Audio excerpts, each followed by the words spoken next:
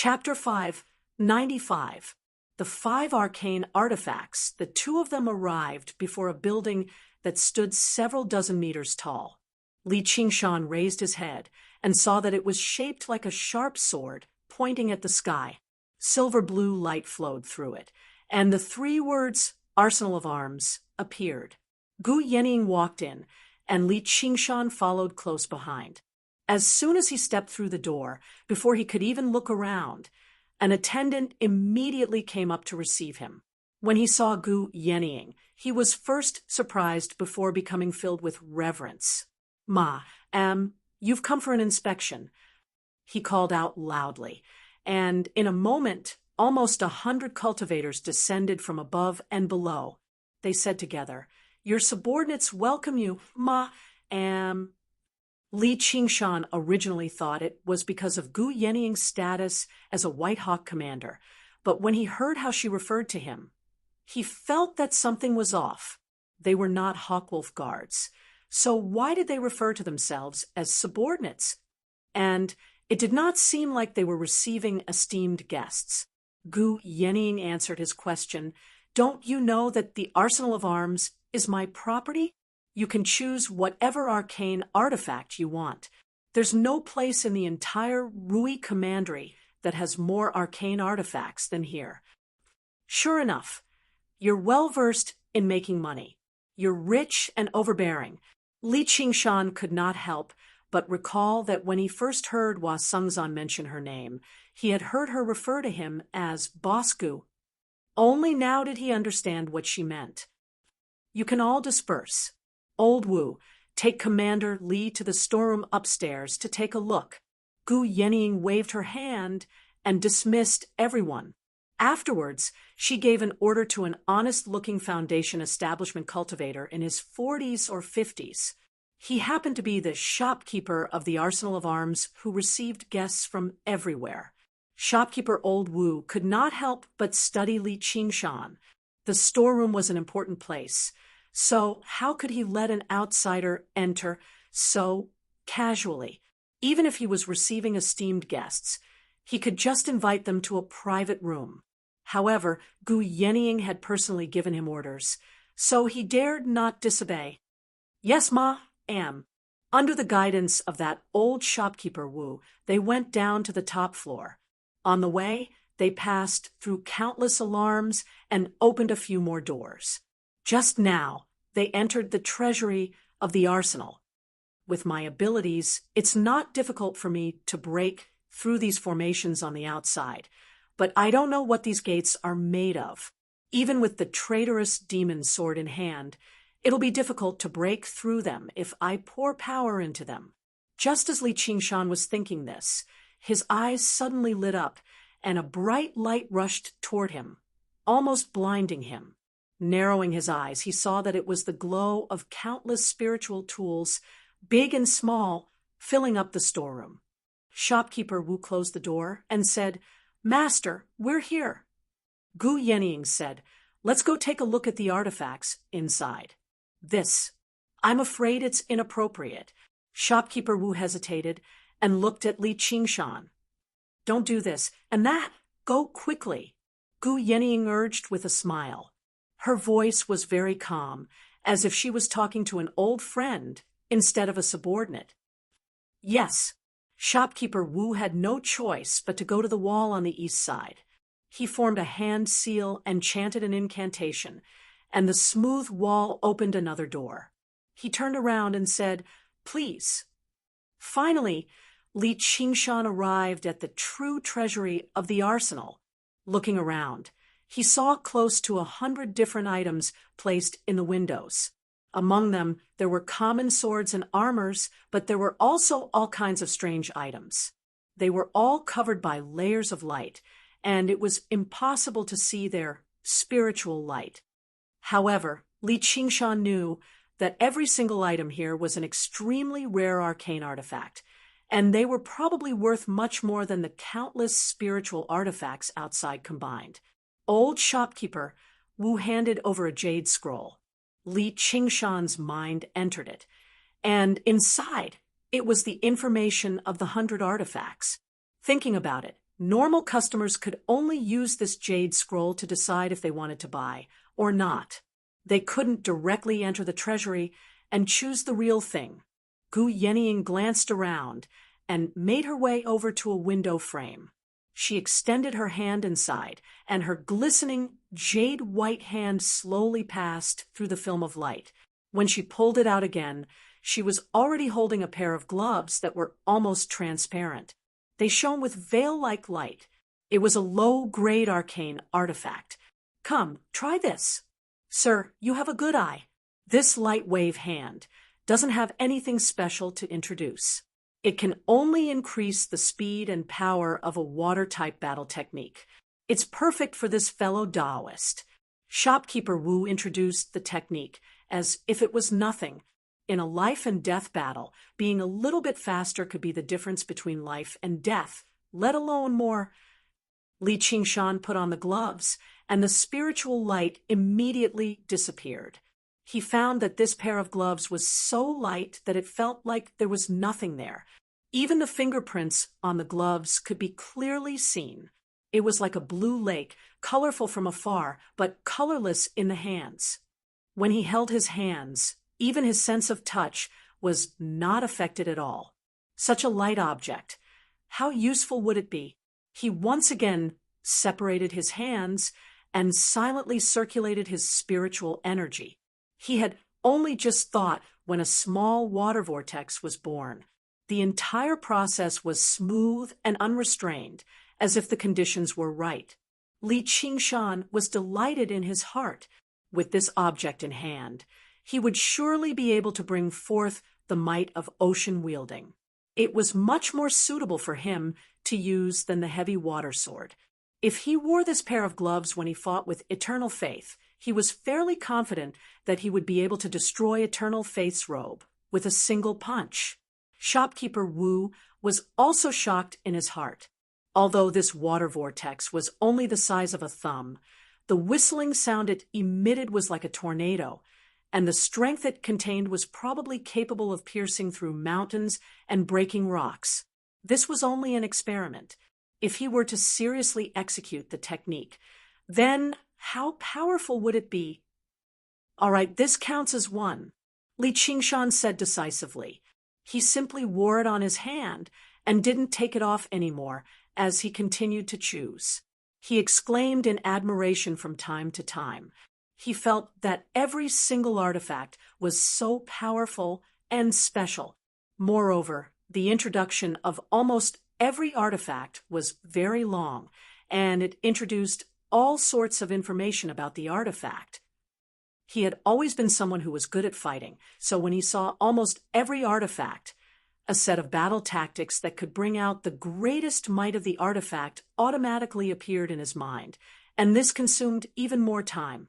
"You're too slow. If you continue looking like this, you'll definitely miss the banquet. It's better to let me choose." Gu Yenying waited for a while, then closed her folding fan and stretched out her hand.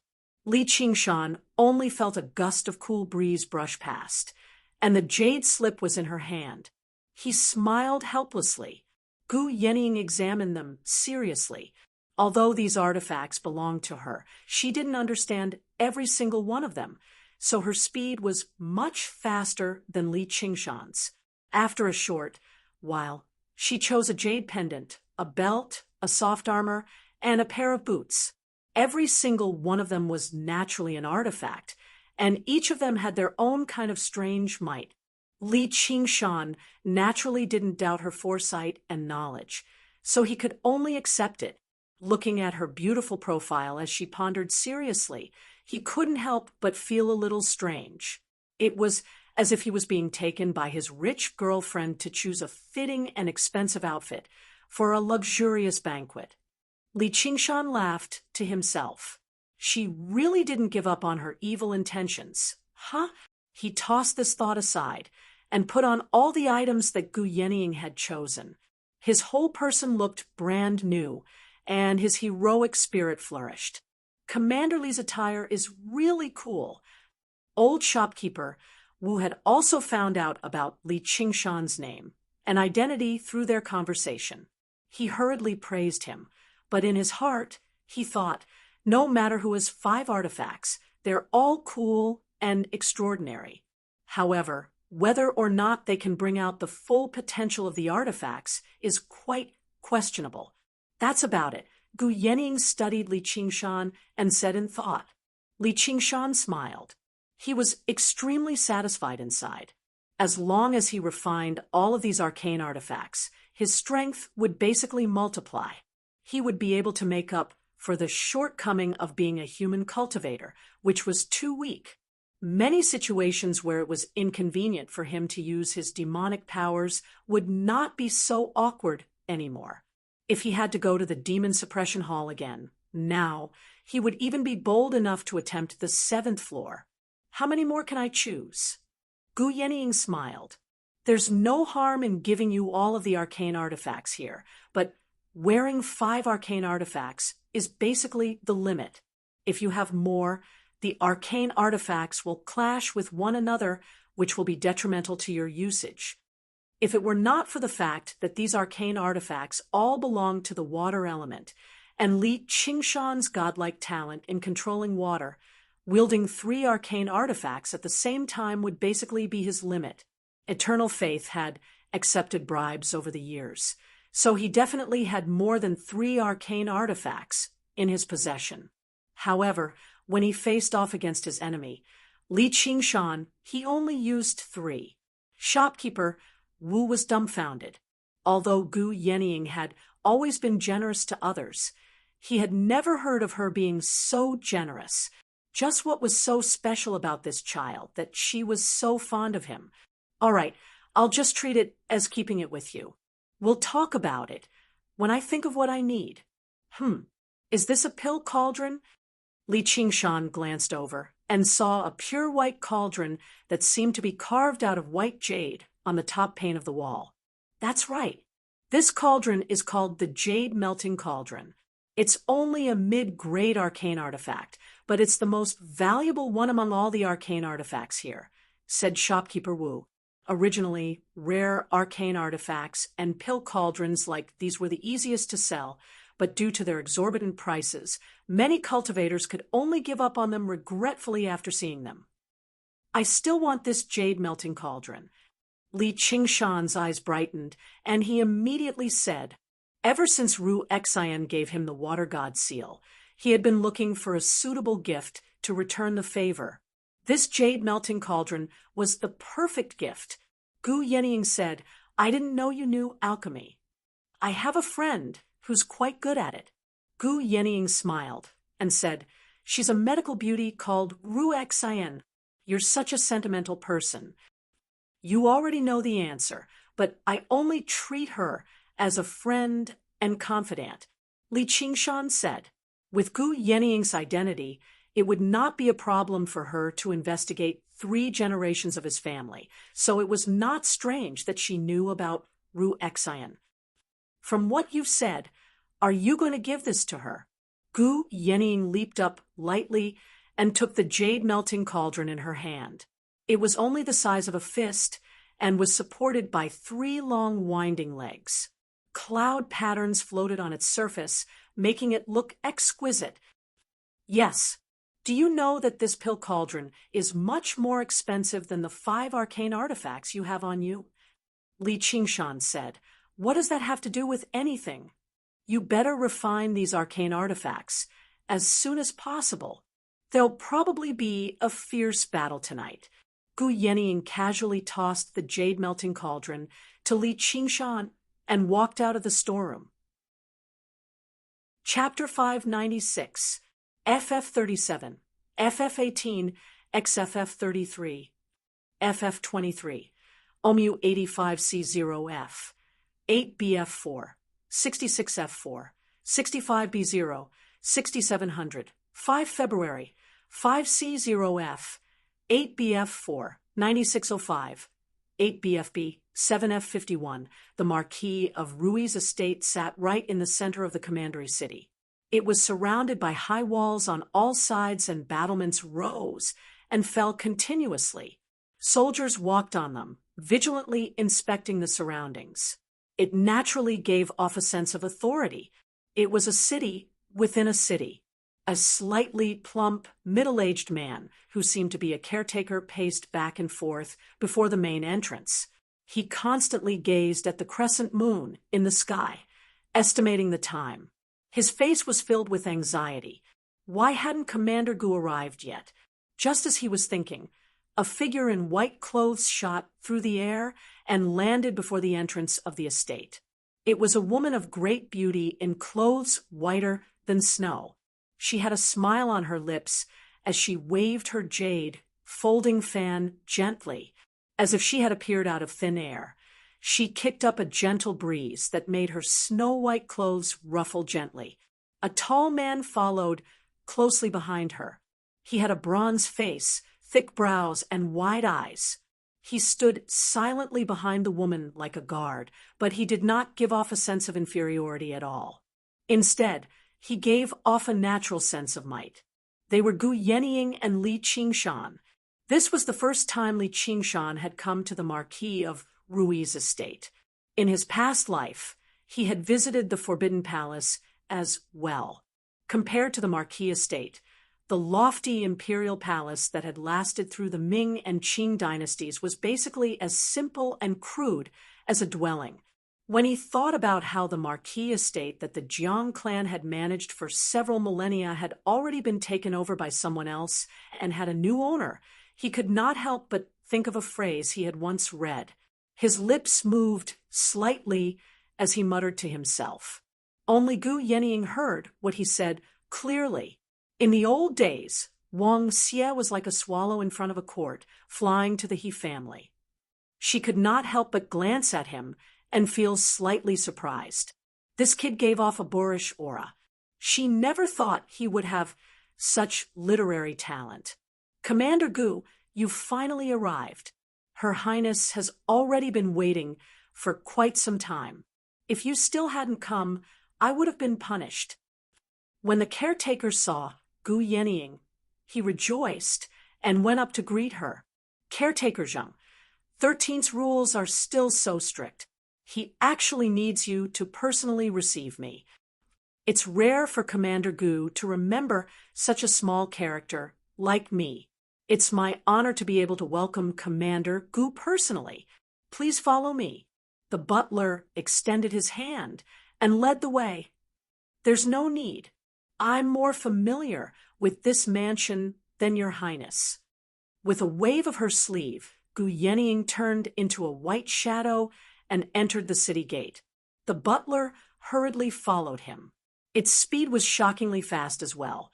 He followed closely behind Gu Yenying like a shadow as he shouted, "Commander Gu has arrived!" Of course, this was because Gu Yenying was not using her full strength, but she could keep up with her usual speed. It was enough to show how extraordinary he was. Li Qingshan was shocked. Just now, he realized that this servant-looking steward Zheng was actually a golden core cultivator. He had concealed his aura too well. Coupled with the fact that he was far too submissive, he did not possess the bearing of a golden core cultivator at all. As a result, even Li Qingshan had misjudged him. Just who was this new Marquis of Rui? It was easy for a golden core cultivator to become a friend or a guest, but making him a servant was basically an unimaginable luxury. Li Qingshan followed the two of them through the city gate after city gate, arriving at the center of the Marquis estate. He saw a vast and magnificent palace in the distance. Under the illumination of the moonlight, it was enveloped by a scarlet glow, like a great fire was burning. On the terrace in front of the palace, a man in luxurious robes and a tall crown stood with his hands behind his back. "Yenying, if you still hadn't come, I wouldn't have been able to stop myself from starting the banquet first." The voice was ear-piercing and even slightly shrill, like a wolf howling at the moon. It cut through the air, making people tempted to cover their ears. Li Qingshan squinted his eyes. The man's face was slightly tanned, and his eyes bulged slightly. There was even a faint scar on his right eye. There was nothing handsome about his face, nowhere close to Jiang Fu's elegance and grace. However, just by standing there casually, he gave off a gloomy, domineering aura, which was not something Jiang Fu could compare to. Then he looked at his robes. They were not the serpent of Rui, but 5 true dragons. This was the bearing of a descendant of the imperial family of Great Xia. With just a glance, Li Qingshan knew that this person was far more difficult to deal with than Jiang Fu. If he was determined to make an enemy out of him, he would probably be a rather troublesome enemy. 13th. I'm already 11th. Gu Yenying landed gently before the man like a feather, but before she had even finished speaking, the man interrupted her. Although his gaze towards Gu Yenying also shone brightly, possessing the most natural admiration a man had for an outstanding woman, he would never change his way of doing things because of this. It's only been a few years since we last met, and you've advanced by another 2. Li Qingshan originally thought this was the seniority of the imperial family according to age, but now that he heard it, that was not the case at all. Instead, it seemed like some sort of ranking battle. You better just call me Si Qing. Si Qing smiled. His gaze passed by Gu Yenying and landed on Li Qingshan. Li Qingshan had already concealed all of the light from his arcane artifacts, but it was impossible for him to hide from Si Qing's eyes. The gaze displeased Li Qingshan, as it did not seem like he was looking at a person, but more like he was looking at a racehorse or a dog, appraising its strengths and weaknesses inside. This must be your subordinate. Looks like you haven't forgotten the traditions of the Dragon Province.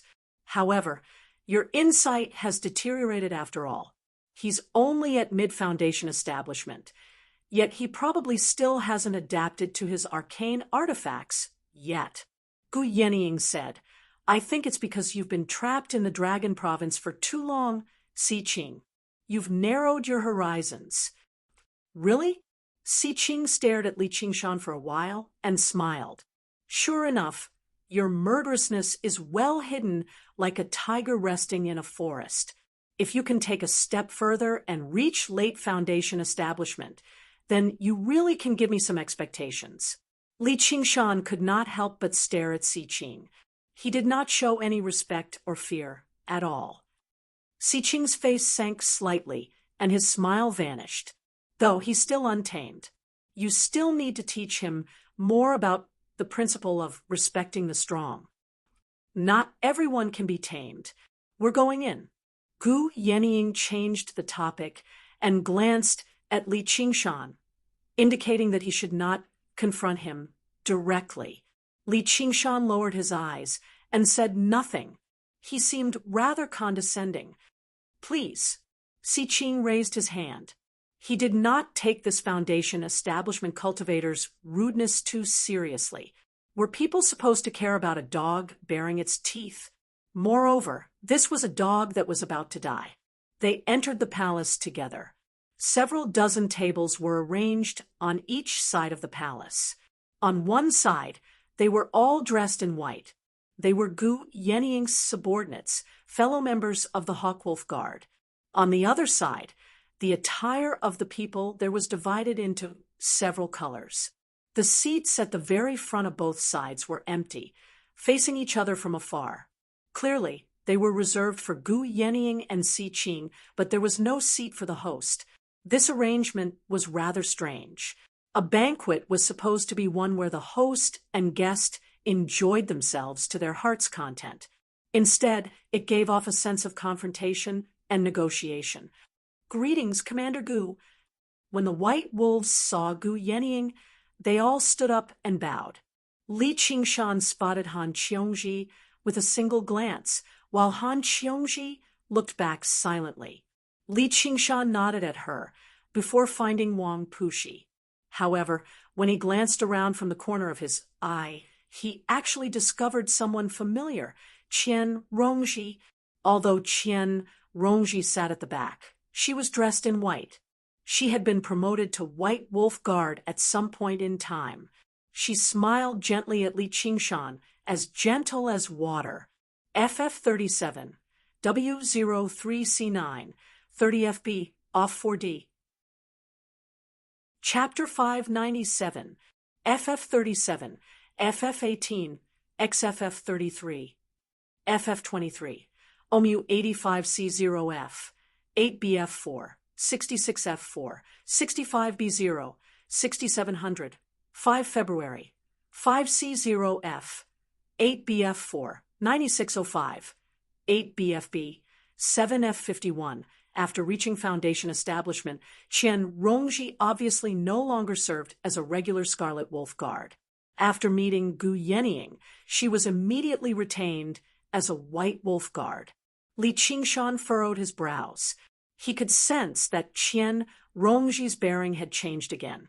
The coldness had basically vanished completely, but Li Qingshan would never forget her madness. This woman has become even more dangerous. If anyone provokes her, they'll probably be in quite a lot of trouble.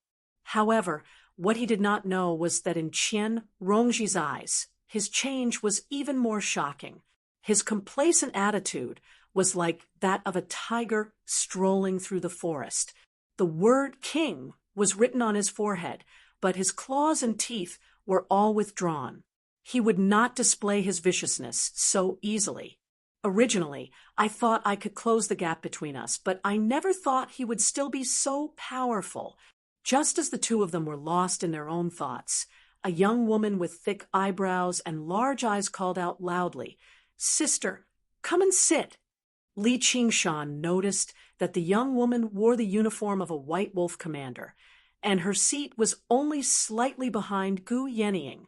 He thought, "She's Gu Yenying's assistant, the White Wolf commander.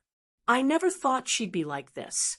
She still looks like a young woman, but her true age definitely isn't just that.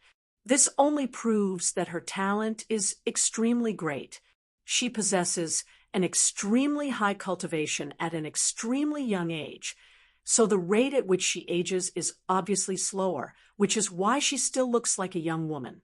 Gu Yenying said, "In formal situations, you should call me commander or sir." "What does that have to do with anything?" The young woman with thick eyebrows pouted. She behaved like a normal young woman. However, with what he had experienced just now at the entrance, Li Qingshan was afraid to underestimate her. He stared at her. Although she had completely concealed her presence, he was still able to probe a little with the senses of the spirit turtle. Sure enough, she was also a golden core cultivator. The girl with thick eyebrows suddenly glared at Li Qingshan and said fiercely, "What are you looking at?" Li Qingshan continued to lower his eyelids and lower his head.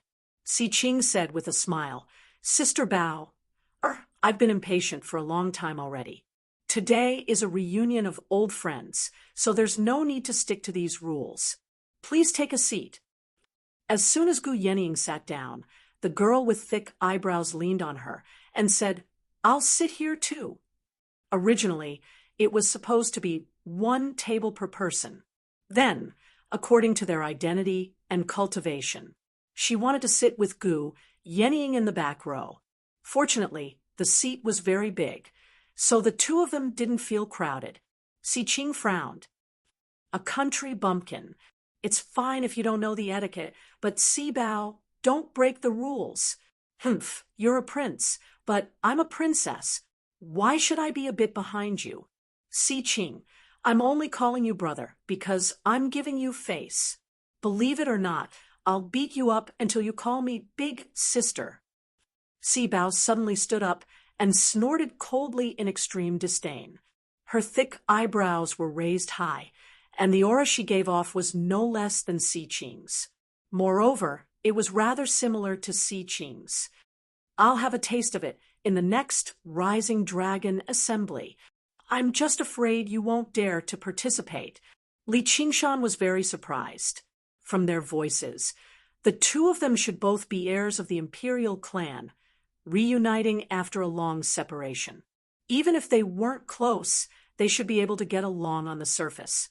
He never thought that just because of the issue of seating, they would clash so harshly with each other and become so hostile.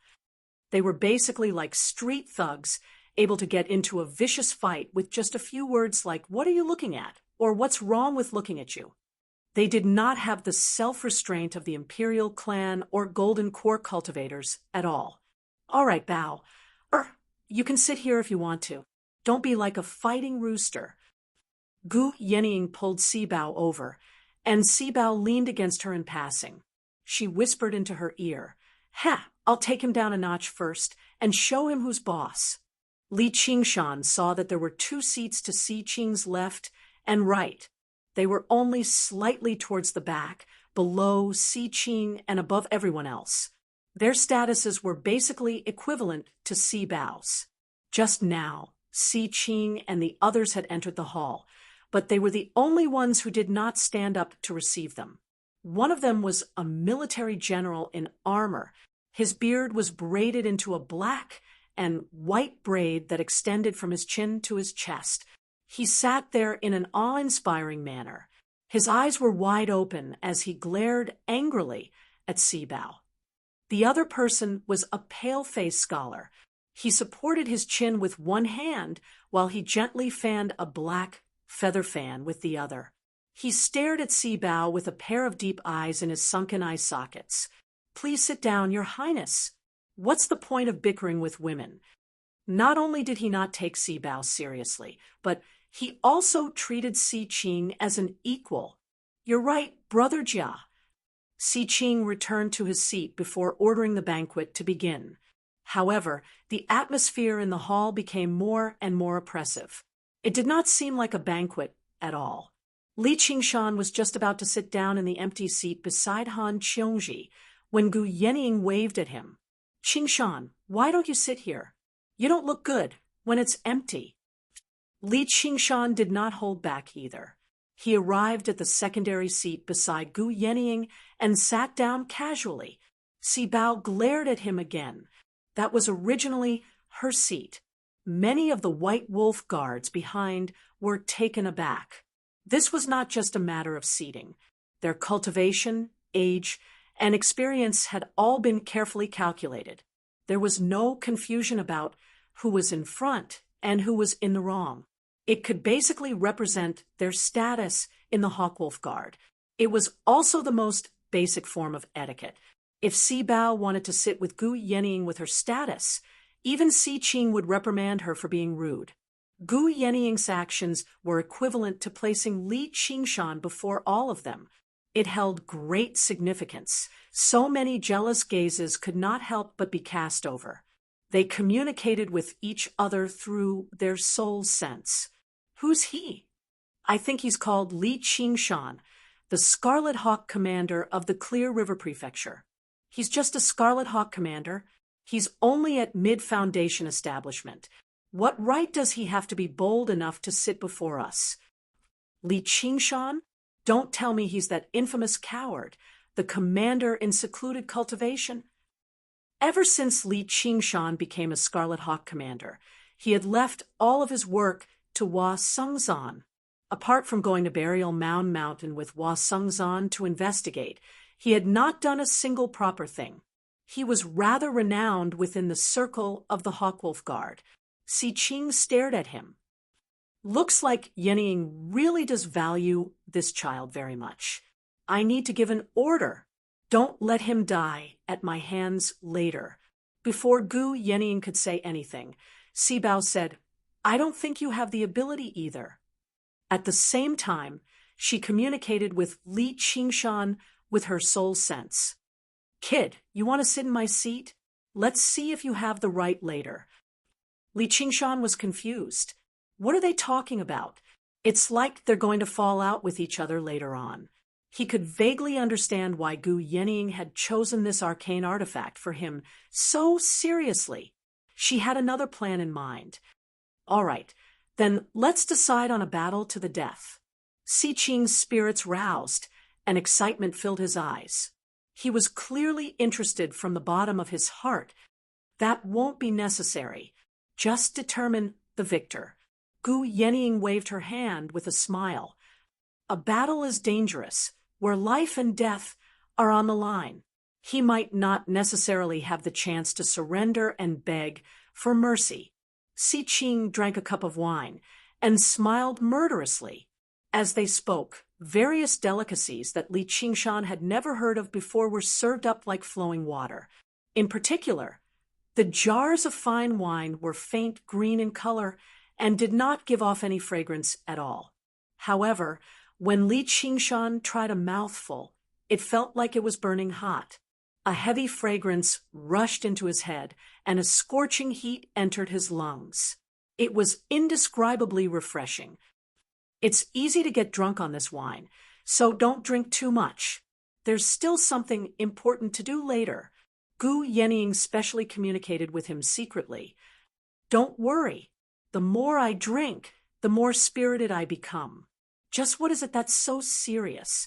You'll know in a while. At this moment, the sound of stringed and woodwind instruments rang out faintly from behind the curtain. An extremely moving voice vibrated, singing with endless sorrow of parting. Even Li Qingshan could not help but be moved by it. He listened with rapt attention. The fragrance of flowers wafted over. Begonia petals scattered into the hall with the wind. They were pure white, faint pink, and bright red. Slender women in thin clothes drifted over like fairies of the 9 heavens. They arrived with the waves, dancing with the music. When they reached the center of the hall, they suddenly dispersed, producing rings of light that bloomed like bright red. A tall woman appeared in the center, but she wore a white mask, faintly drawing the outline of a begonia flower. The women in the surroundings were already so beautiful, so they could not help but imagine just how beautiful the woman in the center would be. Li Qingshan could vaguely sense that the woman's figure was rather familiar. The sound of the stringed and woodwind instruments gradually became hurried, and the dance gradually intensified as well. It constantly changed positions, dancing through the air in the spacious hall. It was dazzling and gave off an enchanting power. As they tasted the fine wine in their cups and watched the moving dance, everyone present became intoxicated. However, Li Qingshan noticed that Si Qing was indifferent and bored. Instead, the civil and martial figures to his left and right watched with rapt attention, without blinking at all. Gu Yenying raised her cup and congratulated him from afar. Si Qing, although this song and dance can't compare to Ganqi's war dance, it still has its own special flavor. Si Qing said, "It's no wonder the Marquis of Rui died an unnatural death when he's so indulgent in pleasure. I heard that he actually has improper thoughts about you too. He's basically asking for death. If you really agree to him, His Highness the Crown Prince will probably descend upon the Rui commandery and personally kill this toad." Sibao said, "Royal brother, don't tell me you're working so hard because you want to replace Big Brother Ming and become the Crown Prince yourself. Don't speak nonsense. How can I compare to Royal Brother Ming? I'm already fortunate enough to sit firmly in my position as the Marquis of Rui." Si Qing's expression changed before slowly recovering. In the end, he looked at Gu Yenying again. Whether he could sit firmly in his position as the Marquis of Rui all depended on her. After the Marquis of Rui, Jiang Fu, and great General Han Ongwa died in battle, Gu Yenying was the only one left of the 3 heavyweights of the past. She had already become the person with the greatest authority in the entire Rui commandery. Gu Yenying had stayed in the Rui commandery for so long. She came from a powerful background, and she was generous and amiable to others. All the cultivators of the Rui commandery, whether they belonged to the 100 schools of thought or the sects, had to show her some respect. She could even influence the demons and change the situation in the Rui commandery. For example, the demon of the North Moon, who possessed startling strength and had committed all sorts of evil, seemed to have some affection for her. As a result, as soon as Si Qing arrived in the Rui commandery, he invited no one but Gu Yenying first. He said it was to catch up on the past, but he was actually testing and competing with her to determine who was superior. Gu Yenying changed her posture and crossed her legs. She accepted the alcohol Si Bao offered and drank it all in a single gulp. She smiled. That'll depend on what you're capable of. FF37, W03C9, 30FB, off 4D. Chapter 598, FF37, FF18, XFF33, FF23, OMU 85C0F, 8BF4, 66F4, 65B0, 6700, 5 February, 5C0F, 8BF4, 9605, 8BFB, 7F51. The brilliantly illuminated palace overlooked the entire prefectural city, as well as the entire Rui commandery. At that moment, this place was the center of this land that spanned thousands of kilometers, all because of the existence of two people, Gu Yenying and Si Qing. More accurately, there was also a demon, the North Moon. Li Qingshan had defeated several dozen demon commanders with brutal methods. Although no one knew why the demons were fighting among themselves, the terrifying strength he had demonstrated in that battle had left the entire Rui commandery shocked. The name of the North Moon could no longer be casually mentioned. Instead, he had become the most terrifying enemy in the hearts of human cultivators. The three of them were basically enough to determine the situation of the entire Rui commandery. Gu Yenying and Si Qing's gazes pierced through the colorful dance and clashed in the air. Li Qingshan, on the other hand, sat there quietly with his eyes closed. The flexible armor on him flowed with light, currently being refined. Ever since he sat down, he had been focused on refining the arcane artifacts on him apart from gulping down alcohol, preparing for the vicious battle Gu Yenying had mentioned.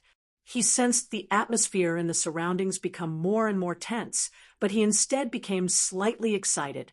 Si Qing placed down his cup and said loudly, "All right, all of you back down." The dancers that danced like petals all descended and bowed towards Gu Yenying and Si Qing respectively, about to leave. "Stop. You're bowing to Her Highness while wearing a mask. That's a great disrespect." The burly general, to Si Qing's right with his beard tied into a braid, suddenly spoke up. He stared at the masked woman with his extremely invasive eyes, as if his gaze wanted to pierce through the mask.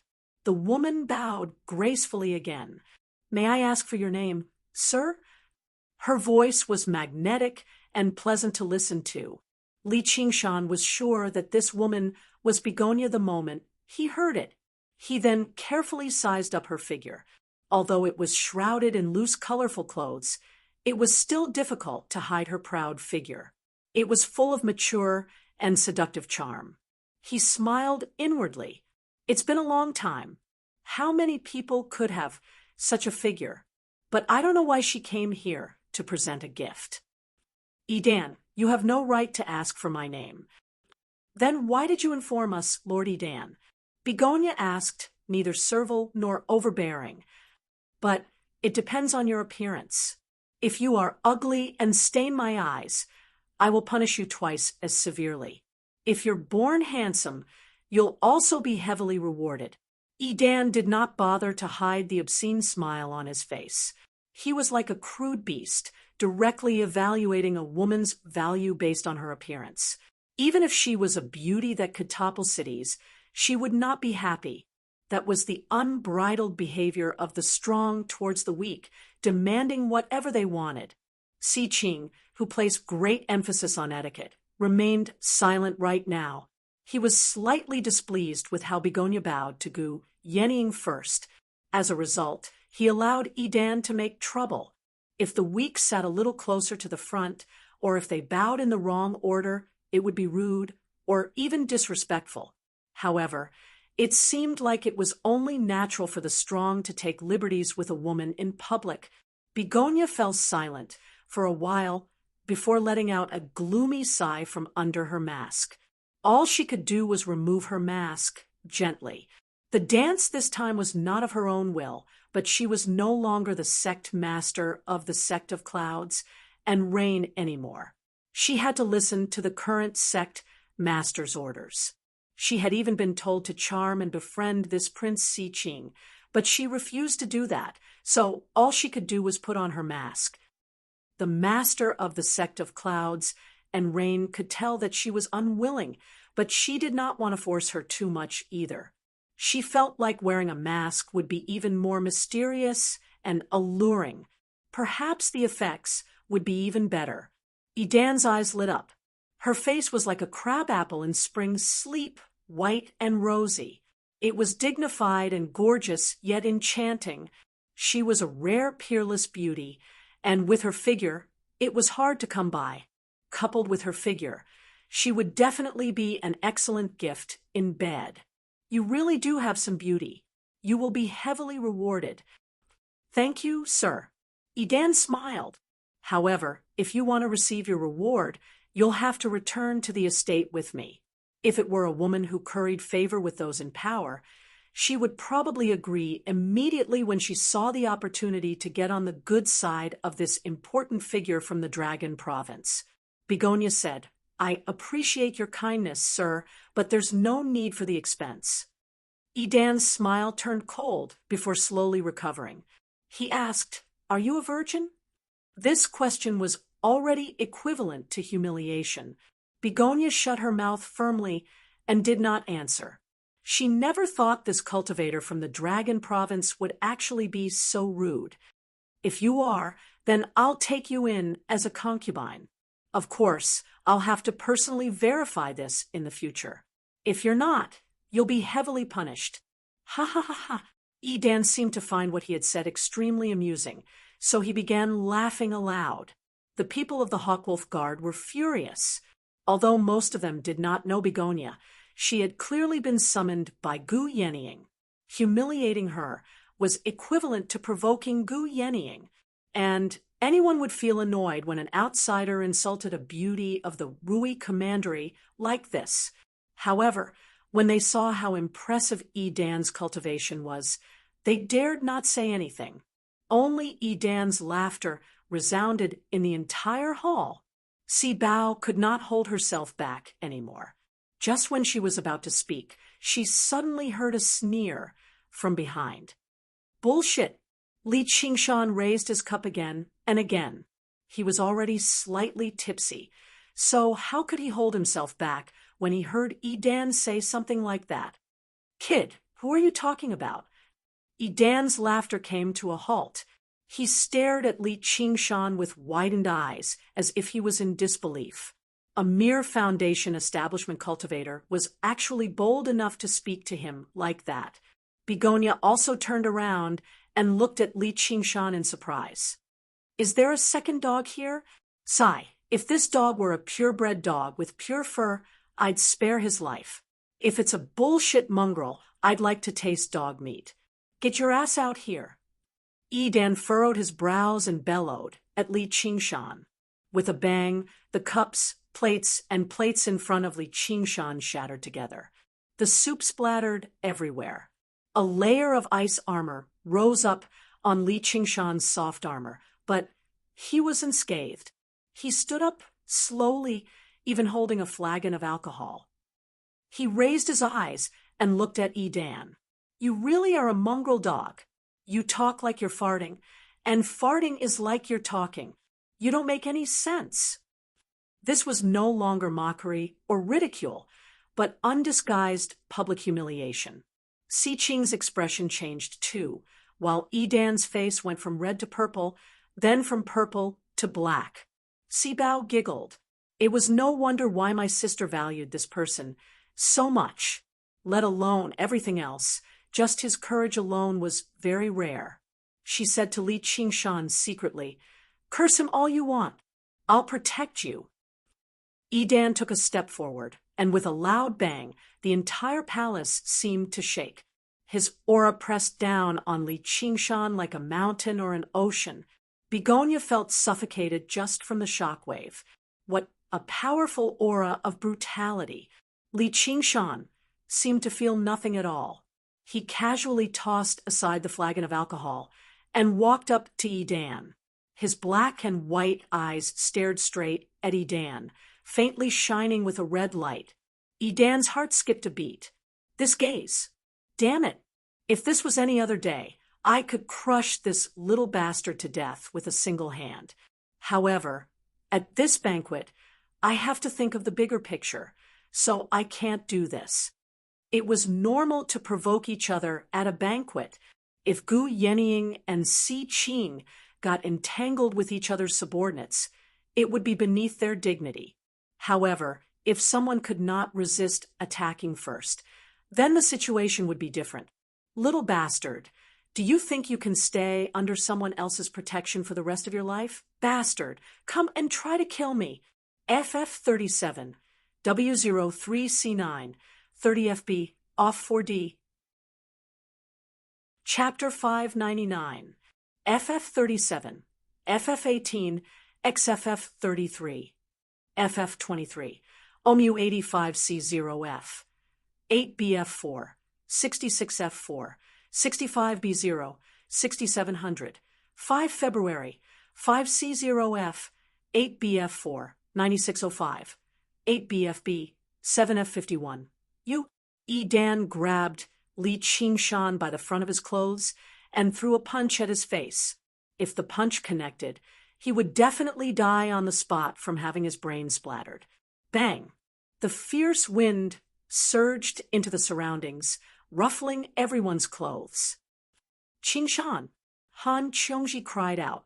The punch stopped firmly in front of Li Qingshan, exploding the air. Li Qingshan showed no fear at all. Instead, his mockery grew heavier. Dan's fist trembled as veins bulged on his forehead. He seemed like he could smash down at any time. Dan, the scholar waving the black feather fan, suddenly spoke up.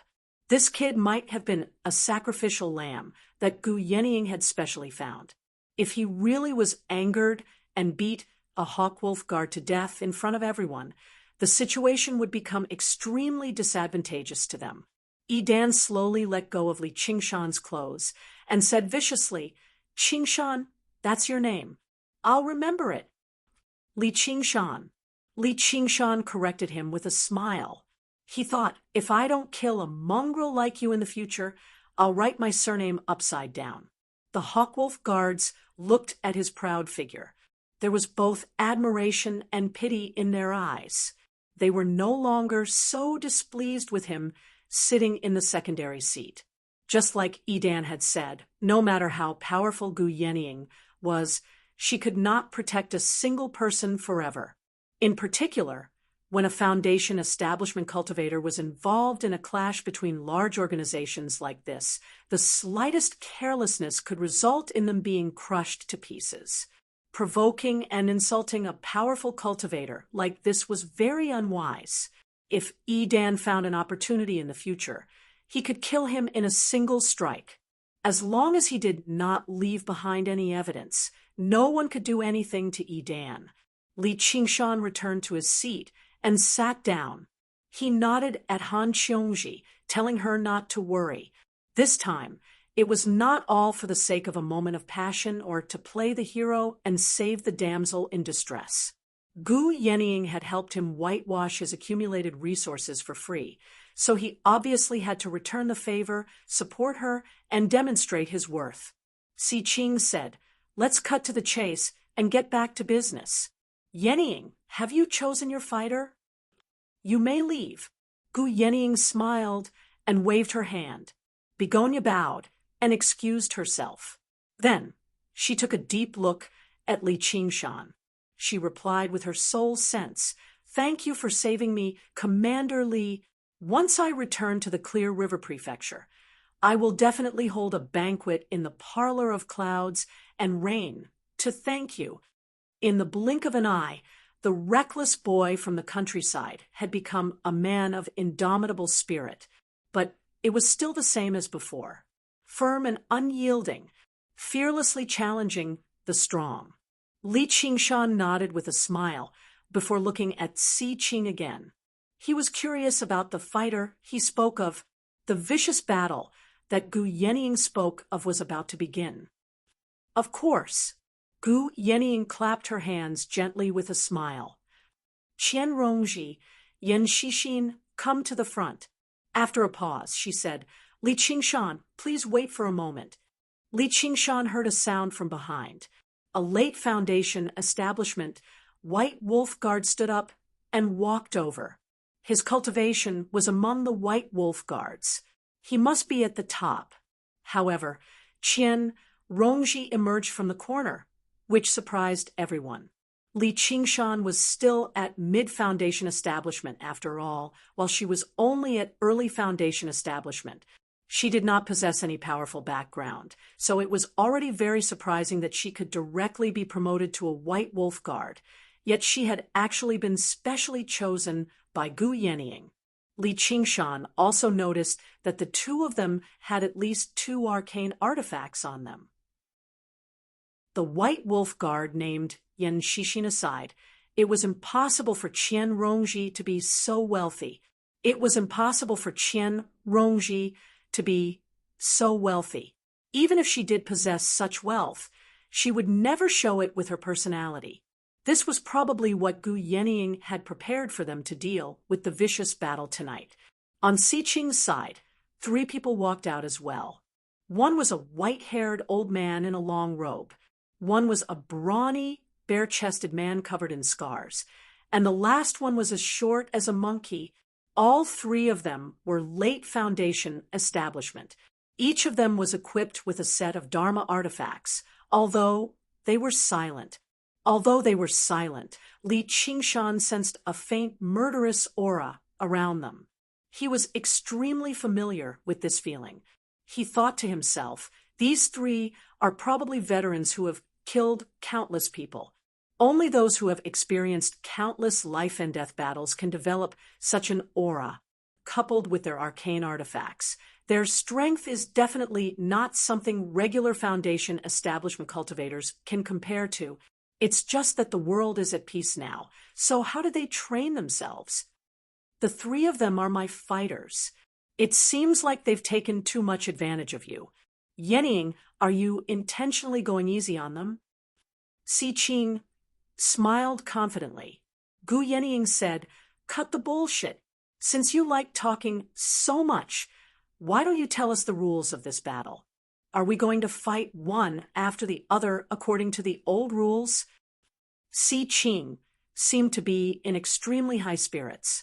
Perhaps it was because of the alcohol, but his face was flushed red. It was the complete opposite of how bored he was when he was watching the performance just now. There was basically a hint of fanaticism. Most of you are from the Green Province, so you probably don't understand the traditions of our Dragon Province very well. Let me give you an introduction first. The people of the Dragon Province are warlike and warlike. Even when children play games, they use wooden swords to fight. When they grow up, they use real swords.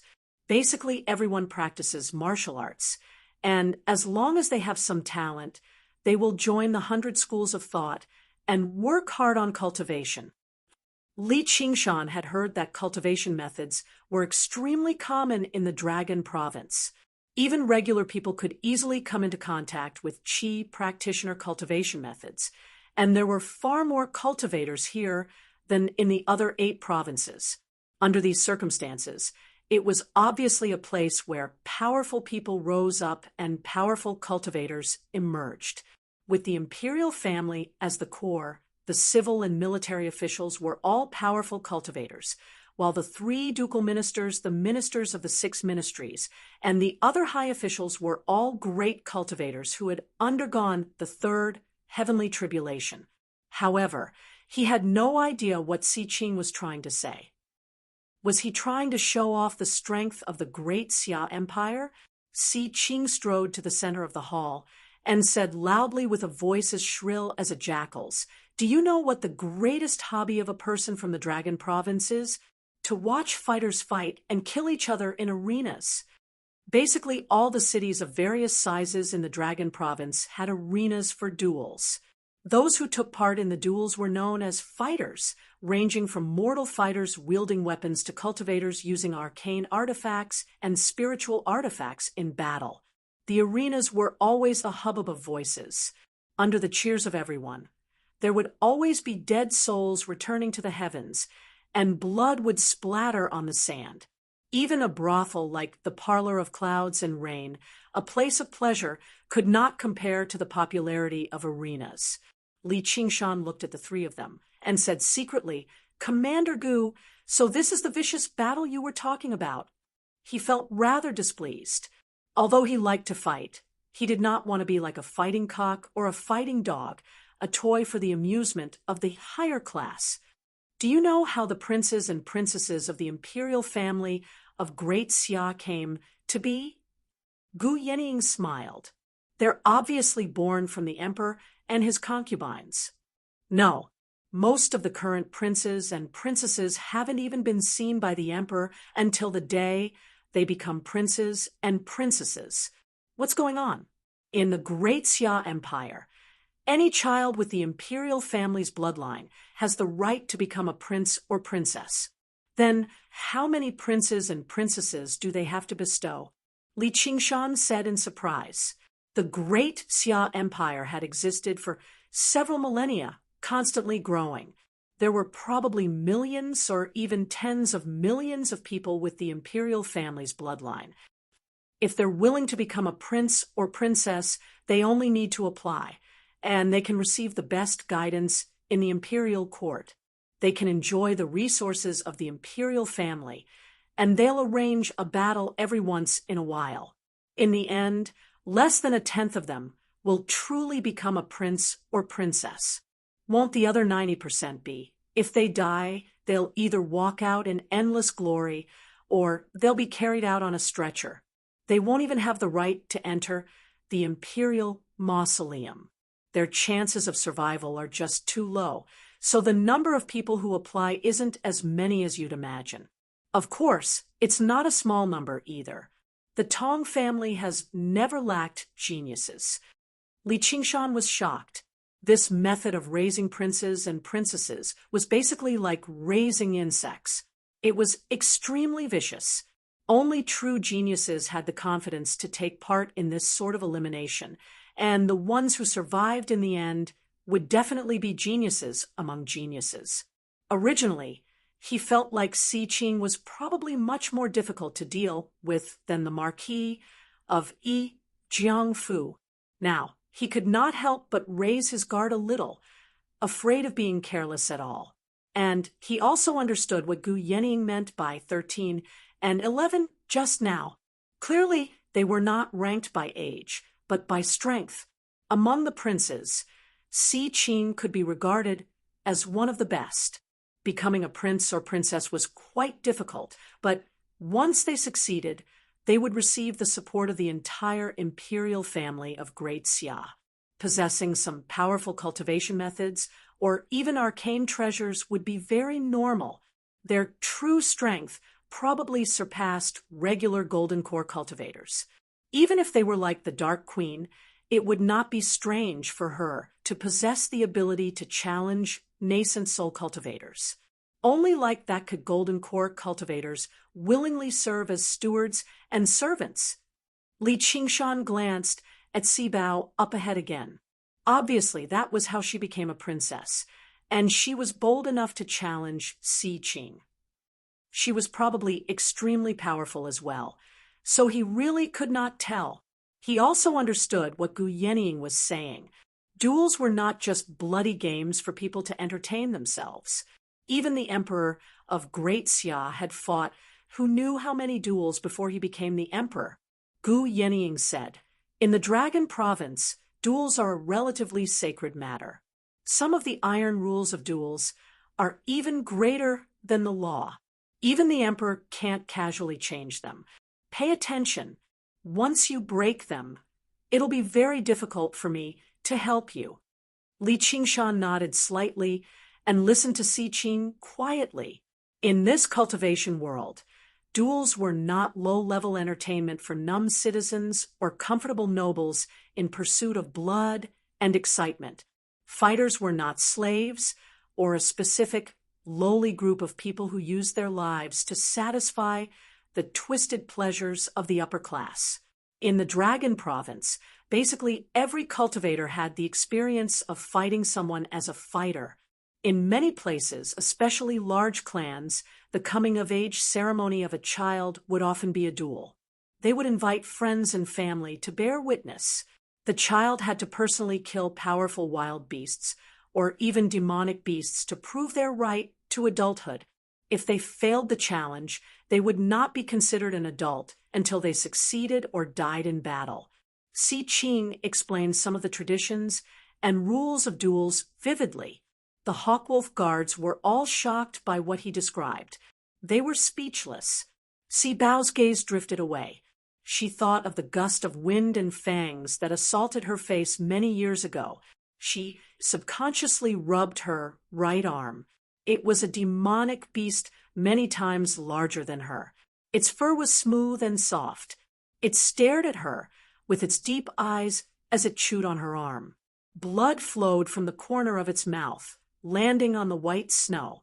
FF37, W03C9, 30 FB, off 4D. Chapter 600. Snowflakes drifted through the air. Figures flickered in the surroundings, cheering her on loudly, but not a single person came up to help her. This was one of the rules of the arena. If the fighter did not personally admit defeat, no one could interfere with the battle. She widened her eyes as if she was stunned from fright, or perhaps she could not let down those expectations. She refused to give up on her dignity as a genius. The demonic beast swallowed the arm and leapt up, lunging over. Even now, she could not forget its graceful and vicious posture. Death rushed towards her. A white figure charged out, and blood splattered. The demonic beast collapsed on the ground. The battle had been interrupted, and she fainted as well. She knew that although the person's status was very great, he had broken the sacred rules of duels, so he was severely punished. Bao, what's wrong? Gu Yenying noticed Si Bao's abnormality and turned her head to ask, "What duel? How boring. This isn't the Dragon Province. Let's drink, let's drink." Si Bao poured 2 cups of alcohol and shoved one into Gu Yenying's hands. She took one for herself, clinked it gently, and drank it all in one gulp. Gu Yenying smiled. "I almost forgot. I have a dragon fighter sitting beside me." Dragon fighter was the greatest honor for fighters. It was conferred by the great Xia Empire, and it possessed great honor. "I don't care," Si Bao said in disgust. Afterwards, she reattached her arm, and she never lost a single duel again. However, she never understood Si Ching. No, basically everyone around him, their fanatical love for duels. When she was almost devoured by the demonic beast, she subconsciously looked at her mother, but all she saw was a twisted face roaring out, "Bao, kill it! Kill it!"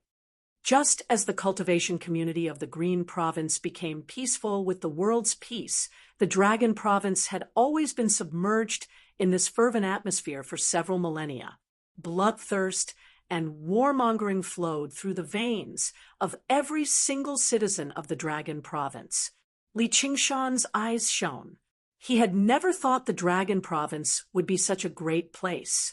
If he had the opportunity in the future, he would definitely go and take a look.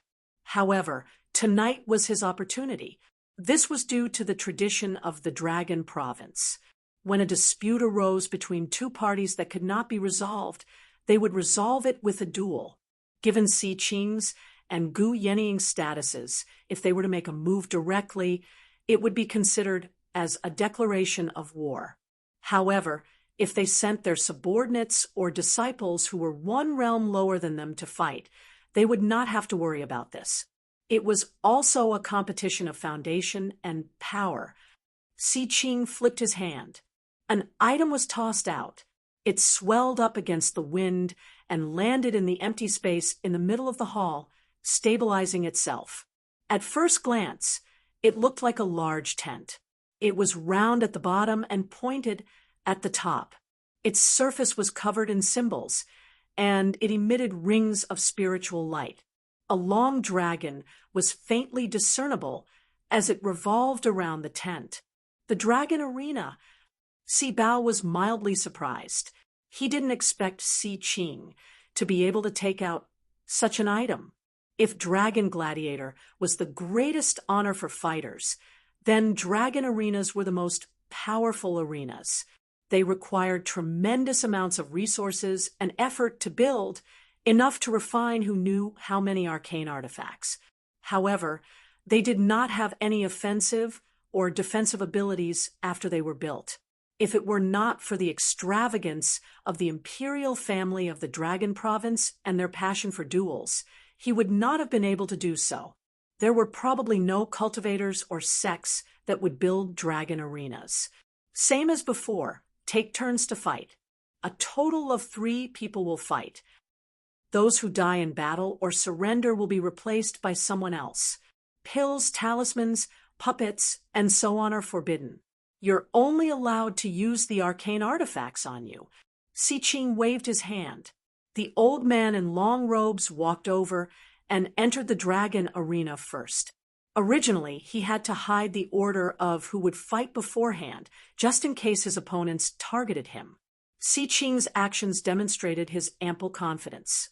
Gu Yenying said, "All right, Rongji, you're first.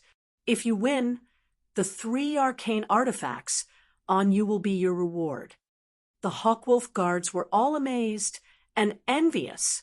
They never thought the reward for this battle would be so generous. That was 3 arcane artifacts. Just how many dangerous missions did they complete normally? They would only be able to exchange their contribution for a single arcane artifact. They could not help but think the 3 people on the other side are powerful, but if I have a few arcane artifacts on me, I might still have a chance at victory. "Yes, Commander." Qian Rongji lowered her head. There was neither joy nor fear on her face. Putting on an act before this woman was completely useless, or she would not have been chosen to fight in the first place. She had already made up her mind that as soon as the situation turned sour, she would immediately forfeit. The 3 arcane artifacts were not that tempting to her. "Commander, this subordinate requests to fight." Before Qian Rongji had even finished speaking, Li Qingshan heard a voice filled with dissatisfaction ring out from behind him. Looking back, he saw a late Foundation establishment White Wolf Guard. His face was cold and proud, and he seemed to be in his 30s or 40s. He must have been a genius, having a great chance at breaking through the second heavenly tribulation. He was also equipped with a few arcane artifacts. Clearly, Gu Yenying had not expected Li Qingshan to make it back just in time. As a result, she had arranged for 3 people to fight. This man happened to be one of them. He was already displeased about being swapped out, and now that he heard there was such a great reward, he could not sit still anymore. Gu Yenying said, "Wei Ku, you're not suited for this kind of battle." This subordinate insists. Wei Ku refused to accept this. "Commander, you're underestimating me far too much. With my strength, am I supposed to be weaker than a woman who has just established a foundation?" Hua Sengzan had once possessed the glorious title of greatest genius in the Clear River Prefecture, while Wei Ku also possessed the same title in the Leping Prefecture. However, unlike Hua Sengzan, who had suffered so many setbacks and sunk into depravity, Wei Ku had maintained this title until now. Having reached his current realm of cultivation smoothly, he had always been highly trusted by Gu Yenying, so he obviously had some self-confidence. Qian Rongji said, "I'm willing to give up on this opportunity and give it to Senior Wei Ku." Gu Yenying originally frowned, but when she heard Qian Rongji's words, she could not help but smile. "Don't worry, you won't be able to escape. If you don't do your best later, I won't spare you." Qian Rongji said nothing more. She only lowered her head even further. The hell snake slithered rapidly on her body, as if it wanted to eat her. Si Bao berated. "Wei Ku, the commander has already chosen a candidate. Why don't you back down quickly? Hee, that's simple. We just need to add one more person. Your Highness, didn't you get a pretty good fighter recently? The pale-faced scholar waved his black feather fan and said with a chuckle. Si Ching said, but Brother Jia, that bastard's wild nature has yet to be tamed. He's tried to run away several times. Only wild beasts can fend off wild beasts. I think if we don't send him out, it'll probably be very difficult to kill this little brother surnamed Li here. Jia Zhen glanced at Li Qingshan from the corner of his eye. His eyes were deep and sunken. Li Qingshan smiled resplendently, revealing his teeth. Gu Yenying nodded at Wei Ku and said, "Be careful." "Thank you, Commander." Wei Ku was overjoyed. He strode into the dragon arena with his head held high, and the scenery before him changed. An extremely vast, empty space constantly extended into the distance. In the extreme distance, there was a tiny, black speck.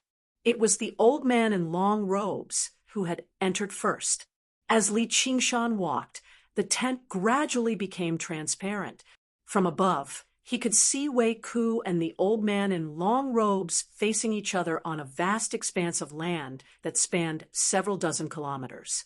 This feeling was like he was watching a cricket fight, while the dragon arena was the cricket jar, and the two of them were the tiny crickets. Si Ching said, "Yenying, you can choose the location first."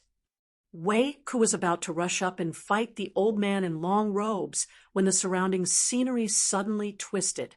Returning to his senses, he discovered that the ground beneath his feet had already turned into fine, yellow sand. The flat ground had also turned into undulating sand dunes, blocking the old man in long robes. In the beginning, he even doubted it to be an illusion, but when he grabbed a handful of sand in his hand, he discovered that it was real. The surroundings were even permeated with dense earth spiritual qi. He beamed inside. With this, his chances of victory had increased slightly. He cultivated the earth element. So in an environment like this, he could obviously unleash 120% of his power. Li Qingshan was surprised too. As it turned out, this was the so-called choice of location. The dragon arena was not as simple as expanding a space for duels. There were also many layers of space layered on top of each other. Each layer had a different environment, such as deserts, swamps, mountains, and rivers, to increase the interest and variety of the duel. By choosing a suitable environment and gaining the geographical advantage, one could seize the initiative and change the outcome of the duel. When Gu Yenying chose this desert as the location of the duel, she had considered many things. In such an open desert, no matter how experienced the old man in long robes was in battle, it would be difficult for him to make use of the environment. All he could do was clash head-on and even out the difference between them a little. In the desert, Wei Ku used a technique. Rumble. The ground beneath his feet trembled, and the sand gathered into 8 tall towers. 8 large, earthen puppets emerged, shaking off the sand on their bodies. Wei Ku glanced at the earthen ring on his finger and became even more confident. This earthen puppet ring really is an arcane artifact, after all. Its power is startling. Combined with my own techniques, it's even more powerful. Every single one of these 8 earthen puppets can defeat that Qian Rongji. Victory is mine for sure. A streak of golden light whistled over from afar, dragging a golden streak of light behind it as it flew past the sand dunes. Wei Ku controlled the puppets in a hurry, standing guard in front of him. The golden light approached him, and only then did he see that it was a golden awl. It was covered in strange inscriptions and spun rapidly, easily stabbing a puppet towards Wei Ku's chest. Wei Ku summoned a green flying dagger, which collided with the golden awl. There was a sharp clang, and the golden awl was sent flying. Fortunately, his flying dagger was a high-grade arcane artifact, while his opponent's golden awl was only an inferior arcane artifact.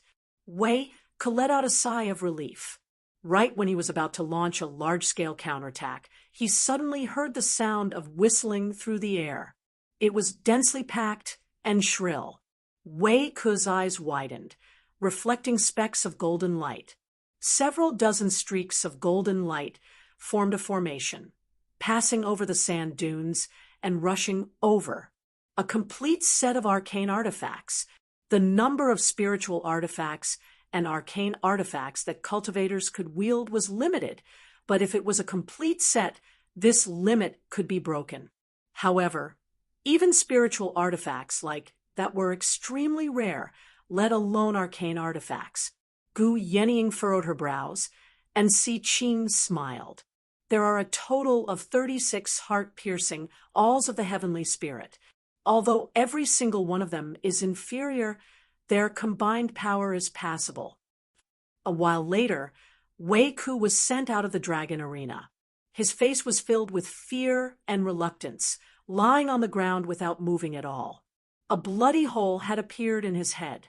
Originally, he had the opportunity to reach Golden Core, but now everything was over.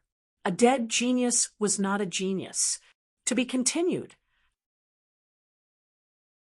Chapter 601.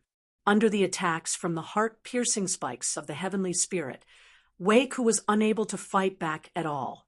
He had not even seen his opponent's face the entire time. All he could do was constantly use defensive techniques, using a protective arcane artifact on him to block the attacks. Just when he had basically run out of spiritual chi and was about to give out when he wanted to survive, his opponent suddenly unleashed a strange move. The 36 heart-piercing spikes of the heavenly spirit merged into one and struck out with everything he had piercing through his protective arcane artifact in a single stroke and killing him on the spot. As a bystander, Li Qingshan saw everything extremely clearly. The old man was actually hiding in a sand dune. Although the heart-piercing spikes of the heavenly spirit came as a set, they could not be used from several dozen kilometers away, and when they were used, they were basically defenseless. As a matter of fact, they did not even have the strength to use the protective arcane artifact. If Wei Ku had calmed down right from the beginning and found the old man definitely would not have been able to maintain such a fierce attack. The outcome would have been uncertain. However, he had been far too flustered. The missions of the Hawkwolf Guard were mostly about bullying the weak and outnumbering the few when they had an absolute advantage in information. It was only slightly more dangerous when they faced the White Lotus sect back then, but they probably had Gu Yenying and Si Bao commanding them, so they would not be at an absolute disadvantage. Faced with such a crushing disadvantage, he immediately lost his composure.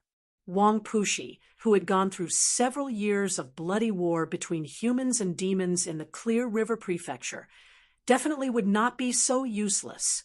As he thought, Li Qingshan refined another arcane artifact on him, leaving only one behind. Gu Yenying sighed gently and went up to close Wei Ku's eyes. She recovered her composure and stowed the arcane artifacts away. She said, "Rongji, it's your turn. You're only allowed to win. You're not allowed to lose." Gu Yenying was not a person who was strict with her subordinates. Just now, Wei Ku had gone up, and she even specially warned him to be careful. He even specially warned her to be careful. Now that they faced the same opponent, Qian Rongji, who was an early Foundation establishment cultivator, had declared victory for sure.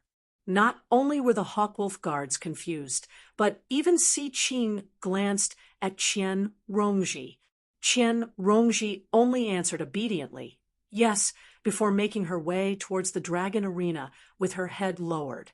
Gu Yenying asked, "Do you want to change the venue?" Every time a person died in battle, they could change the battlefield once. Not only would the people left in the battlefield consume a lot of spiritual energy, but they would also lose a lot of spiritual energy. His fighting style had also been seen through. It would be very difficult to achieve consecutive victories without losing. Qian Rongji shook her head. She was so docile that Li Qingshan suspected that she had been replaced. Qian Rongji's heart is full of resentment. After the success of Zhu Jifei's, she has broken through the biggest bottleneck of the lack of physical talent, the cultivator's will, the power of understanding, and the toughness of the spirit. It began to occupy a more important position. Her comprehension ability was not bad in the first place, and her willpower was inhumanly strong. After being tempered by the hell snake time and time again, her divine soul was pure and powerful. He far surpassed ordinary cultivators, and he had the heaven-climbing vine to absorb the spiritual energy of the other world. It could be said that he had turned a mediocre person into a genius. He thought he could finally breathe a sigh of relief and slowly develop himself, but he was promoted to a white wolf guard, constantly under Gu Yeniying's gaze. He basically felt like there was a blade on his back, as if she could see through all of his thoughts. Everything he possessed, including his life, could be snatched away at any time. It was even more painful than living in the 100 schools of thought as a measly qi practitioner. Gu Yeniying did not show any hostility at all. As a matter of fact, it could even be said that she treated her rather differently. However, her existence itself was a form of torture to her. She was a prodigy, beautiful and powerful, loved by everyone. Her graceful bearing was probably because she had never experienced the feeling of being disheveled before. Her proud heart must have never been torn to shreds or trampled on. Everything she didn't have was like dung to her. Even the cold and merciless Li Qingshan, who was as brutal as a tiger, treated her differently. Gu Yeniying, I'll pluck out your eyes one day and rip off your wings. I'll make you taste what it feels like to crawl on the ground. With that in mind, Qian Rongji stepped into the dragon arena. In order to prevent any unfairness from being ambushed, the battle would only begin after a while. This was also an advantage for those who entered later. They could use it to search for enemies, prepare their techniques, and power their arcane artifacts. Logically speaking, after witnessing the battle just now, Qian Rongji should be searching for an opponent and launching a fierce attack. Sure enough, she immediately powered up her arcane artifacts. A layer of light rose up around her, followed by another layer. The 3 arcane artifacts on her were actually all protective arcane artifacts. Afterwards, she used the last bit of time before the battle began to cast a defensive technique on herself before sitting down with her legs crossed. Just how afraid of death is she? Everyone could not help but think like that. They had no idea how to react. The old man in long robes was taken aback too. Originally, he thought she would launch a fierce attack. As someone who had gone through hundreds of battles, he obviously had a way to deal with it, but he never expected her to be so passive without any intention of attacking at all. Li Qingshan was in thought. That's not a bad step. The power of the arcane artifacts is also related to the cultivator's cultivation. Her cultivation is nowhere near Wei Ke's. If she only uses a single protective arcane artifact, it's extremely likely for her to be destroyed in a single move, and she'll die on the spot. Moreover, with his early foundation establishment cultivation, activating 2 magic tools at the same time is already his limit. Only by concentrating on defense without moving can he activate 3 magic tools. But doesn't this mean that he will lose without a doubt? As the saying goes, a prolonged defense is bound to lead to a loss. Among the 5 elements, the attack of the metal element was the most powerful, and her spiritual aura was far inferior to her opponent's. Although this move was a helpless move, it also ruined her chance of winning. Li Qingshan believed that he was good at fighting, but he also could not understand what Qian Rongji was trying to do. Could it be a protest against Gu Yeniying? But she was not such a senseless person. Looking at Gu Yeniying standing with her arms crossed with a smile, as if she had already expected this situation. Thinking about it, it made sense. Those 3 arcane artifacts were originally given to Qian Rongji by her. Similarly, he could not imagine how Qian Rongji would be able to defeat such a powerful opponent if she stood in her position. She knows that she will definitely lose this battle, yet she wants to use this kind of method to exhaust my spiritual qi. How foolish! I can use this chance to recover my spiritual qi. You're not in a hurry, and I'm not in a hurry either. Thinking like this, the old man in long robes simply continued to hide in the sand dune, adjusting his breathing to recover.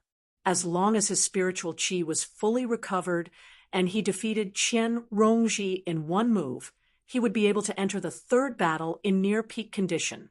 After a short while, he felt a movement in the surrounding yin qi.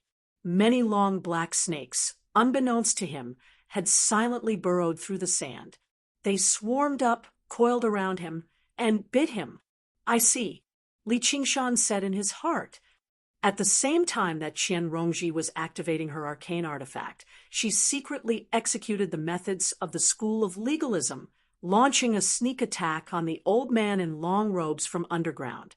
But how can such inferior methods be used against such an opponent?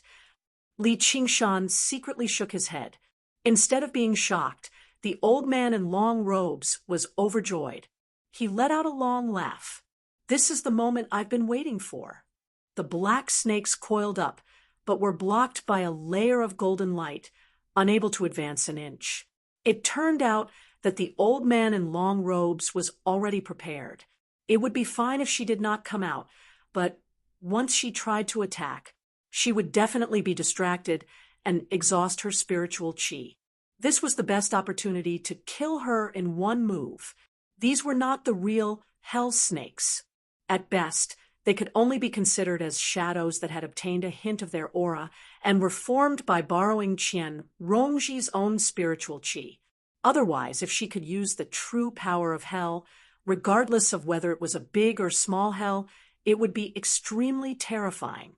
On the sand dune, where Qian Rongji was, 36 rays of golden light pierced through the sand dune, tearing through the air and forming a shining golden Tiangang heart-piercing all in midair. It had the momentum to pierce through everything. Wei Ke had died to this move.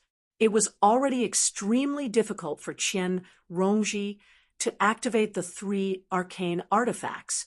Now that she was distracted, it was even more difficult. With a clang, the outermost diamond-shaped shield was sent flying, and the golden light pierced through. Another layer of light was pierced through. Qian Rongji had more than 3 layers of defense. Now, there was only 1 layer left, and it was obvious that it was unable to withstand the all-out attack of the Tiangang heart-piercing all. In the face of a life-and-death crisis, Qian Rongji finally frowned, revealing a pained and tormented expression. "Are you afraid? It's already too late." The long-gowned old man displayed an excitement that did not match his age. Killing an enemy on the battlefield and seeing the enemy's regretful and fearful expression was one of life's greatest pleasures.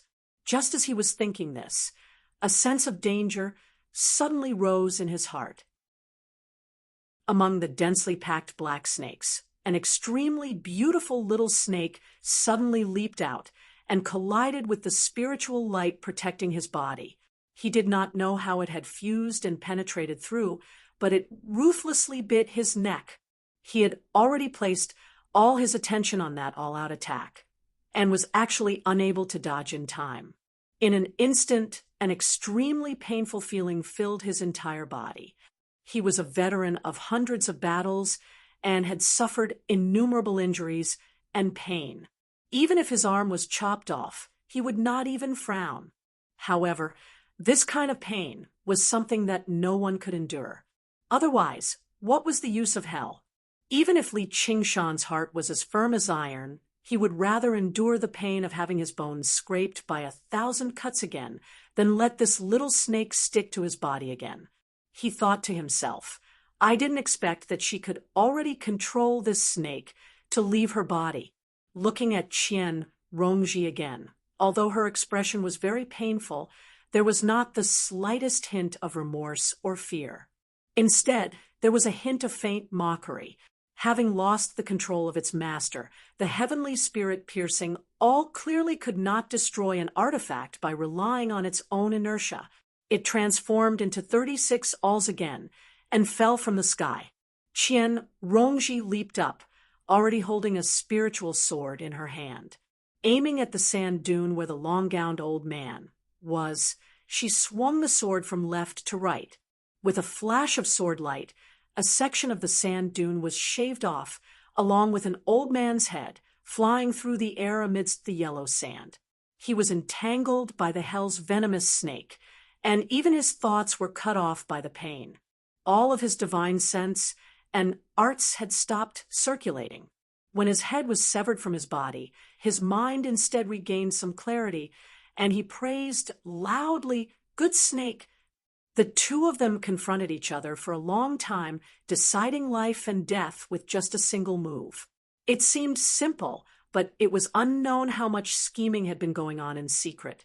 This turn of events caused everyone to be dumbstruck. Ha ha ha ha! Seeing that his subordinate had been killed, Si Qing actually did not feel the slightest bit of heartache. Instead, he clapped his hands and laughed loudly. Then, he raised his cup and drank to his heart's content. She actually raised a real hell's venomous snake. This battle was not a loss. With such willpower and perseverance, she already has the right to cultivate. Qian Rongji killed her opponent and won 3 artifacts, but there was not a hint of joy on her face. She silently squatted down, and the little snake slithered back to her wrist along a black trail, seeping into her skin once again. This hell snake was her greatest secret, and it could bring about a miraculous effect of turning defeat into victory at crucial moments. Now that she had been forced by Gu Yenying, she had to expose it in public. Chapter 602, FF37, FF18, XFF33, FF23, OMU85C0F, 8BF4, 66F4, 65B0, 6700, 5 February, 5C0F, 8BF4, 9605, 8BFB, 7F51. After laughing, Si Qing's expression turned cold again. He tilted his head slightly. The burly man covered in scars stepped into the dragon arena, and the first thing he did was to fly up, standing with his arms crossed as he looked down from above. Because Qian Rongji's colorful snakes originated from hell, they existed between reality and illusion, making them very difficult to detect with the sole sense of cultivators.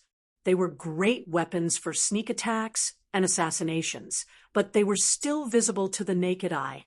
As long as the opponent was a certain distance away, they would not be as useful. At this moment, the surroundings twisted and changed, going from an undulating desert to a boundless desert. Brownish-yellow hills stood in the desert, dyed red by the setting sun. Qian Rongji sat on one of the hills and set up the 3 defensive arcane artifacts. She sat down with her legs crossed, regulating her breathing and recovering. The scarred man spread his fingers and aimed at Qian Rongji, clenching them firmly. Rumble. The hills below Qian Rongji began to tremble, collapsing loudly. Qian Rongji hovered in the air. Suddenly, a huge, earthen yellow hand reached towards her from below. It came from the collapsed hills. Qian Rongji was unfazed. She watched as the 5 fingers closed and clenched tightly. The small, rhombus-shaped shields on the outermost layer shone with resplendent light, but the screen of light constantly twisted under the pressure of the huge, earthen beast. She was like a firefly in the hand of a child, shining futilely and about to be extinguished at any time. However, this time, she focused on her defenses, placing all of her focus on the 3 defensive arcane artifacts.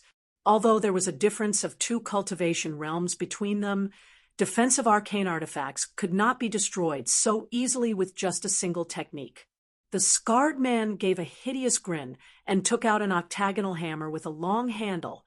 Gu Yenying said, "A high-grade magic tool. With your subordinate's cultivation, it would be difficult for him to activate a high-grade magic tool. As a Foundation establishment cultivator, controlling a mid-grade magic artifact was already the limit. Even if one were to forcibly refine high-grade and supreme-grade artifacts, one would not be able to unleash their true power. It would be like a child wielding a broadsword. Forcefully using it would damage one's spiritual sense." Si Qing smiled. "If he wants to wield this earth-shattering hammer of the 8 directions, he won't be relying entirely on his soul sense. Yenying, you'll understand when you keep watching." Gu Yenying smiled, but she didn't say anything. She thought to herself, sure enough, it's just as Sibao expected. His personality is still like this. Even without Qingshan, it wouldn't be difficult for me to win 3 rounds against him. The outcome of the duel, even though it depended on the cultivator's own strength, choosing a suitable environment, arcane artifacts, and battle tactics was also very important. Si Qing was vicious, so the arcane artifacts he gave to his warriors were all-powerful. He pursued a sure kill with a single strike. The scarred man raised the earth-shattering hammer of the 8 directions high above his head and began to swing it. With each swing, the handle of the hammer would grow longer and the head of the hammer would grow larger. With the swish of the wind, an earthen yellow tornado rushed into the air, kicking up sand and dust into the air. Even the setting sun became a dim yellow. As it turned out, not only was the scarred man's cultivation extraordinary, but he was also a powerful practitioner of the body.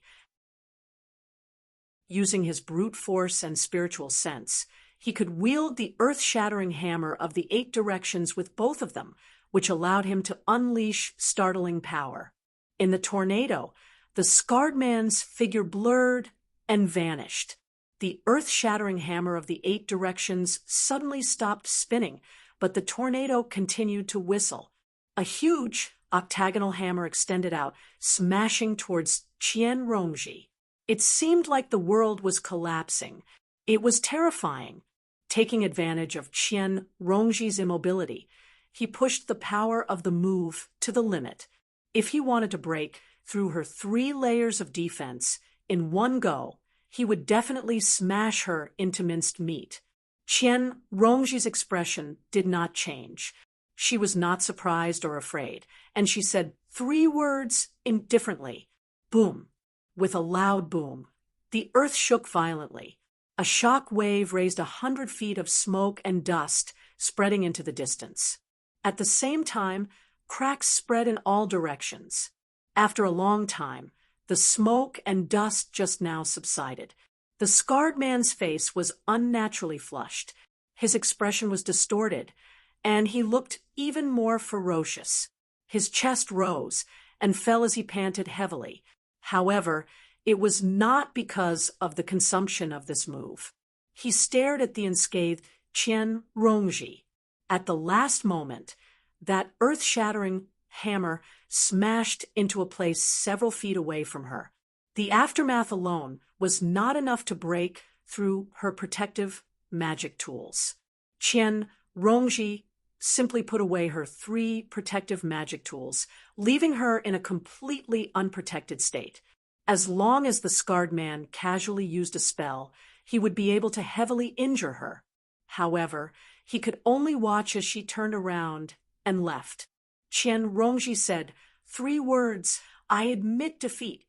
Although the duel was bloody and cruel, it was not always a life and death battle. Otherwise, no matter how many geniuses there were, they would not be able to withstand this kind of consumption. Often, as long as one side admitted defeat, the duel would be considered over. However, the other side absolutely could not kill. Otherwise, it would be violating the iron rules of the duel, and they would face extremely severe punishment. It was not uncommon for them to pay with their lives. If the scarred man had already used this move, in a state where he was unable to control it, it would be too late for Qian Rongji to admit defeat. She could only lose her life in vain. However, she just happened to stop at the moment when he had accumulated his power to the limit and was about to use it. The scarred man had struggled to control this move in the first place. If he had used it as an extension, it would have been fine, but he had forcefully changed his move at the last moment. His arms burned with pain, and his chest felt suffocated. He had already suffered internal injuries. His unstoppable presence had decreased drastically as well. Although Li Qingshan had always looked down on her as a person, he could not help but cheer for her inside at this moment. Although these actions seemed simple, they required a meticulous control over the rules and the mind, as well as the ability to remain unfazed no matter what happened. If Wei Ku had even half of her willpower, he would not have died here. Qian Rongji made her way out of the dragon arena and bowed towards Gu Yenying. Fortunately, I did not fail. Gu Yenying smiled. Very good. See, Bao also felt even more admiration towards Gu Yenying's ability to see through people. Yenying, this subordinate sure, is extraordinary. She only used a single move from beginning to end, yet one of my two experts died, and the other was injured, while she herself was completely unscathed, leaving calmly. I wonder if she already has a master. I do want to take her on as a disciple. So I wonder if Yenying is willing to part with her? Si Qing was not particularly interested in women.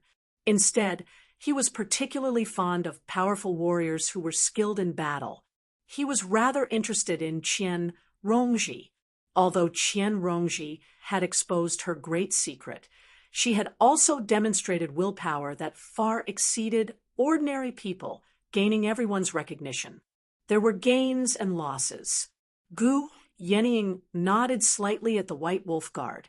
Yan Shixin immediately entered the dragon arena under orders to take on the scarred man, not giving him any time to catch his breath. Only afterwards did she focus on Si Qing's suggestion. Don't even think about it. She'll be taking me on as her master. Before Gu Yenying had even said anything, Si Bao cut Si Qing off. Not only did she want to make him lose face, but after just now, she had gained a whole new level of respect for Qian Rongji as well. There had always been far fewer female cultivators in the world than male cultivators. Even if they had some talent, they were limited by their nature. Their courage and willpower would often be lacking as well, so it was even rarer for them to reach Qian Rongji's level, so she also wanted to take on a disciple to play around with. Qian Rongji immediately dropped to her knees and kowtowed to Si Bao. Thank you for your kindness, Commander. I've always wanted to take you as my master. At the same time, she calculated inside. I was planning on finding a suitable master in the first place, so it'll be much easier for me on the path of cultivation, and I'll be able to make use of even more resources. Right now is a perfect opportunity. As long as I can establish a connection with her, Gu Yenying won't be able to target me too much, and I'll have another layer of protection for my safety. And Si Bao will be much easier to deal with than Gu Yenying.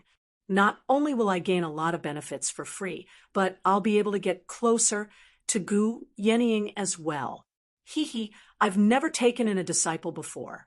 Since you're so thoughtful, Rongji, then come and be my first disciple.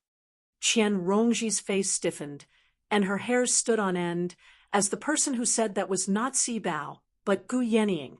Si Bao was stuck to Gu Yenying, while Qian Rongji had referred to her as commander. Gu Yenying's words seemed very logical, as if Qian Rongji had always wanted to take her as her master. Gu Yenying smiled as she looked at Qian Rongji, who was kowtowing before her. She teased, "What's wrong, my good disciple? Why don't you get up?" Disciple is just too happy. Master, you've taken me under your wing, so disciple definitely won't disappoint you.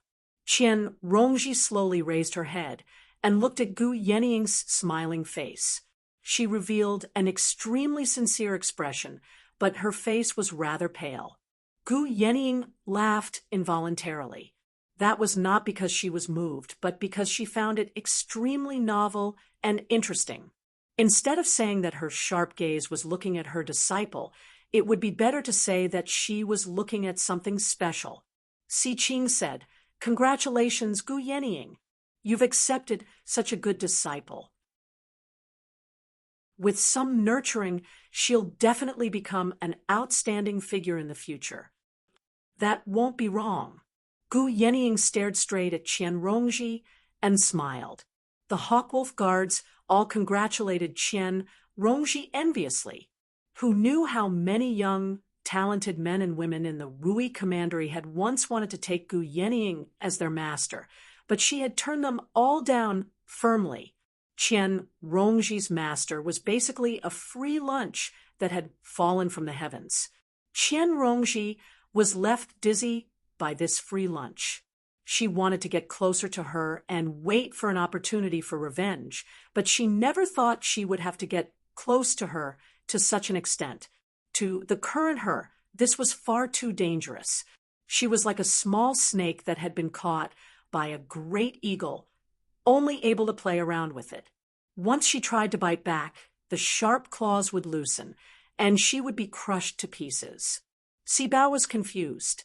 Gu Yening had once said that she did not plan on taking on a disciple in her life and would focus on cultivation. So why did she suddenly change her mind? This Qian Rongji was very impressive, but she was not particularly outstanding. At the very least, she was nowhere close to the greatest disciple of the Chan monastery of Devanaga, who shook up the entire Green province. Gu Yening rubbed Sibao's smooth cheeks with a smile, but she did not say anything. With Sibao's personality, it was impossible for her to turn down Qian Rongji's bow, and this game was a little too dangerous for her. Just like how she competed with the White Lotus Mother in the past, having a disciple like her was rather interesting. During this time, the battle between the two cultivators in the Dragon Arena had already become more and more intense, approaching white-hot. FF37, W03C9, 30 FB, off 4D. Chapter 603, FF37, FF18, XFF33, FF23, OMU85C0F, 8BF4, 66F4, 65B0, 6700, 5 February, 5C0F, 8BF4, 9605, 8BFB, 7F51. On the side of the Hawkwolf Guard, Yan Shixing did not use any fancy moves. He wore a set of shining heavy armor, wielding a sword in one hand and a tower shield in the other to protect himself. The surrounding environment had already gone from a desert to a glacier. Over 30 meters below him was a thick layer of ice, clearly to restrict the scarred man's earth element techniques. If the scarred man wanted to use earth element techniques in an environment like this, not only would he have to expend a tremendous amount of spiritual qi, but the effects would also be nowhere near as good as in the vast desert. Even the rate at which he recovered his spiritual qi was slightly slower, so he could only attack with the earth-shattering hammer of the 8 directions in his hand. The sky was filled with snow as fierce winds whistled. The earth-shattering hammer of the 8 directions tore through the wind and moon as it shot over. Not only was it fierce, but it was also startlingly fast under the control of the scarred man's soul sense and brute force. Yan Shixing's body slid to the left, but he was still unable to avoid the large attack range of the giant hammer. He tilted the tower shield in his hand slightly, and with a loud bang, icicles filled the air on his right side. The icicles were as sharp as knives, and they ruthlessly cut his body. Fortunately, his armor blocked the icicles. The scarred man felt his chest tighten. A force was repelled, landing on his body. Not only did the tower shield in Yan Shixing's hand block most of his attack, but although it even fierce repelled a attacks small seemed portion intense of it. Originally, and exciting, this was not fighting much of an injury steadily to him, and steadily but when was Yen often the Shixin key to blocked victory. the attack, He also immediately secretly swung out with a reflected on the flash way of he his had sword. always Blood fought. sprayed out Had he from the favored the scarred claws man's and shoulder. fangs of the tiger He roared demon out too much, furiously, and overlooked this the small wound profound was shell of nothing. the spirit But turtle. this battle was When facing extremely opponents of frustrating. similar strength, He seemed to it have would gained the often upper be hand, very difficult but he was to achieve unavoidably victory with a sliding forceful into the attack. abyss of defeat. It would bit by require bit. more He defense was and extremely patience. experienced in Si battle. Ching sneered. He purposefully Blindly exposed pursuing openings victory many has times to already bait deviated Yen from the Shixin true into way attacking. of duels. But Yen I've Shixin never taken your fought title steadily, as a dragon completely gladiator unfazed. seriously. However, And as soon as he don't tried boast to right recover, now, the Yen true victor Shixin hasn't been immediately decided closed in. yet. The scarred However, man swung before long, the earth-shattering Yen hammer of the Shixin eight directions won the battle, more and but more with his fiercely. method of fighting. But everyone outside It was could obviously tell that victory impossible had for him already been to decided. take the enemy's life. This was Yen Just this Shixin's alone counterattack made strategy. Si Ching dislike Although it. it was conservative, When Qian Rongji it was killed very one of his capable stable, subordinates, and it was he instead extremely praised her effective with great against joy. the opponent's But tactics. now that the scarred Its man had consumption emerged was alive, also he much showed lower than no the joy opponent's. at all. Si Ching He said, disapproved of Yen this is the Shixin trump even card more. you've trained, right? Li Qingshan snickered I'm not inside. really good I at couldn't this. tell. Gu But this guy Yenying is glanced so at hot-blooded Sibao in this with a aspect. smile. He even She dares is the to true speak about master the way of of dueling. duels. Originally, Unbeknownst to she him, did not expect many people people in the Dragon Province this time were actually of like course, that. She had a duels good had chance of already winning by gained a arranging sense for of Qian sacredness. Rongji. There were And the actually other not a two. lot of people who Only were then as would he agree to unscrupulous this duel. as Sibao Wei in Ke's seeking crushing victory. defeat had indeed The surprised venue her, for the but third battle thankfully had she had already been Qian changed to an Rongji extremely to make up for it. gloomy, The real dense trump forest card was tall actually trees Yen rose into Shixin, the air, and one with by Li one, Qingshan like as a layer of protection. skyscrapers. He could They sit were back and unbelievably relax. tall and thick. He believed Their that even dark if this guy green, had to fight broad one leaves against blotted four, out the sun. he wouldn't lose. The ground was Sibao completely mocked. covered by roots. Si Ching, It's aerial been so roots many droop years down from above. but you're still such Long, an amateur when it emerald comes to green duels. vines coiled around Knowing the when trees, to advance moving and through when the to milk retreat, like and white being mist able like to attack dragons and defend snakes. is the way of the king. And if one A strategy paid close like attention, this that shows they would off discover that they temporarily were can actually only wriggling. win against Li weaker Qingshan had opponents. witnessed the Once your luxuriance attacks of are tropical thwarted, rainforests you in can his past only life. admit defeat But compared to this dense obediently. forest, Li it was Qingshan basically deeply the agreed. difference between a In his child previous life and a there was a giant. saying in the world Under of the cover football of the that mist and offense shadows, wins the fan. the skinny and dwarf defense wins the cultivator championship moved through the forest like the wind. Not only did he conceal his aura, but he had also completely merged with his surroundings. If it were not for the fact that he was watching from the sidelines and had his gaze locked onto the fighter the entire time, he probably would have lost sight of him from a moment of carelessness. Perhaps it was the effects of the arcane artifacts on him, the wonders of his cultivation method, or perhaps it was a combination of both. Without a doubt, an environment like this was heaven right now, and this dwarf was the strongest assassin. I specially gathered this rainforest from the Mist Province. It contains a portion of the banyan tree king's roots. Si Ching said proudly. The value of the dragon arena did not lie in itself.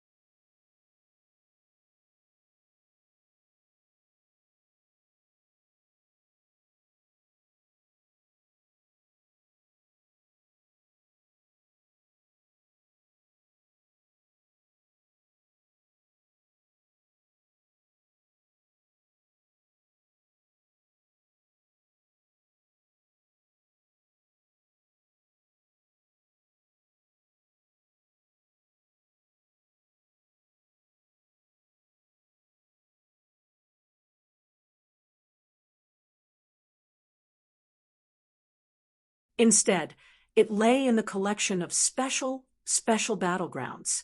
It was like a stamp collector, collecting precious stamps one by one.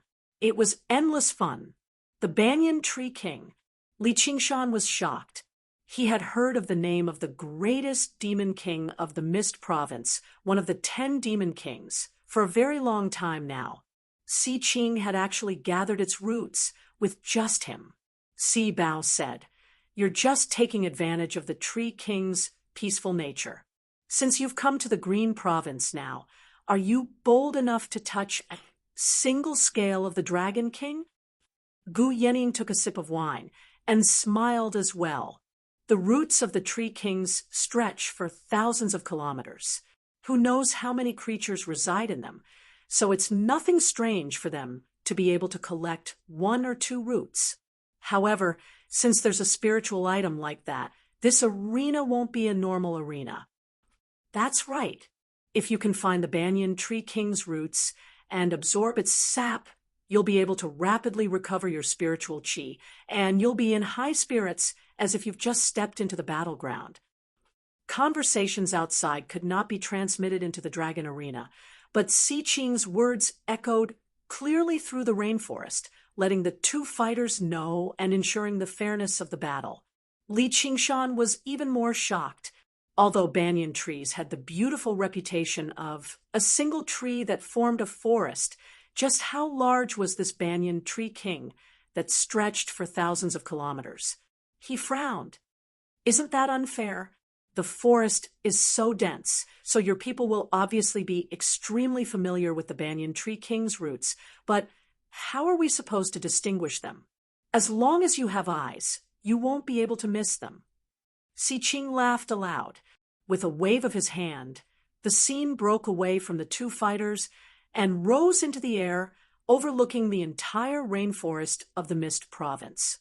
A colossal tree leapt out from the boundless sea of trees. It was actually much taller than those huge trees that resembled skyscrapers. Its crown was like a cloud, blotting out the sun. It was because of it that the rainforest seemed so gloomy. Edan sneered. "Country bumpkin." Li Qingshan could not be bothered to bicker with him. He stared at the colossal tree with widened eyes and thought, if this thing is called a root, then what's the main body? He found it even more difficult to imagine just how majestic the Banyan Tree King's figure was. The key to the outcome of this duel was clearly to see who could obtain the most sap from this root. Yan Shixin flew out of the sea of trees as quickly as possible, determining his direction and hurrying towards the colossal tree in the center of the sea of trees. The dwarf moved through the dense forest, moving even faster. He arrived near the colossal tree, but he did not approach it. Instead, he hid in the path that Yan Shixin had to pass through, preparing to launch a sneak attack. Si Qing continued.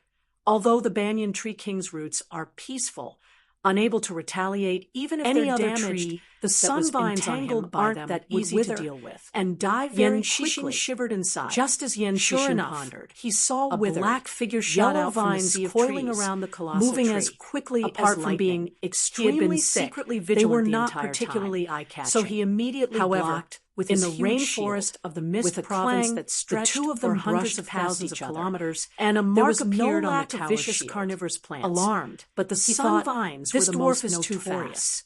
If I a cultivator actually was can't predict his entangled attack by in one, time, their so I entire can't body would redirect be his attack paralyzed and repel it. in the blink The of an 2 of them eye. clashed All of their in the air. cultivation would be The gone. dwarf's attacks followed were sharp, by all of their but Yan essence Shixin blood. maintained a It was stable rumored defense, that in the end, so he would not be even their defeated souls so would be unable easily. to escape. He thought, forever bound "He'll to the always sun be a little vines. more draining These than sun me vines to only maintain grew this on kind the of roots of the speed banyan and tree attack." king.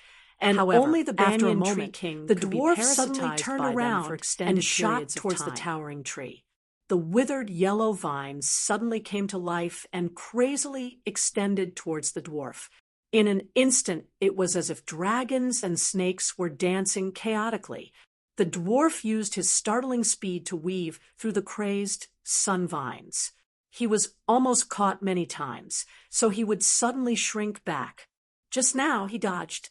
His body had always been different from normal people, so when he shrank back like that, he was like a ball catapulting onto the colossal tree. There was a flash in his hand, and the thick bark was ripped open. A stream of green sap splashed out, landing in his mouth. He immediately roused with vigor, and his spiritual chi recovered. He catapulted out again, distancing himself from the colossal tree to fight with Yen Shixin. From beginning to end, he did not stop for a single moment.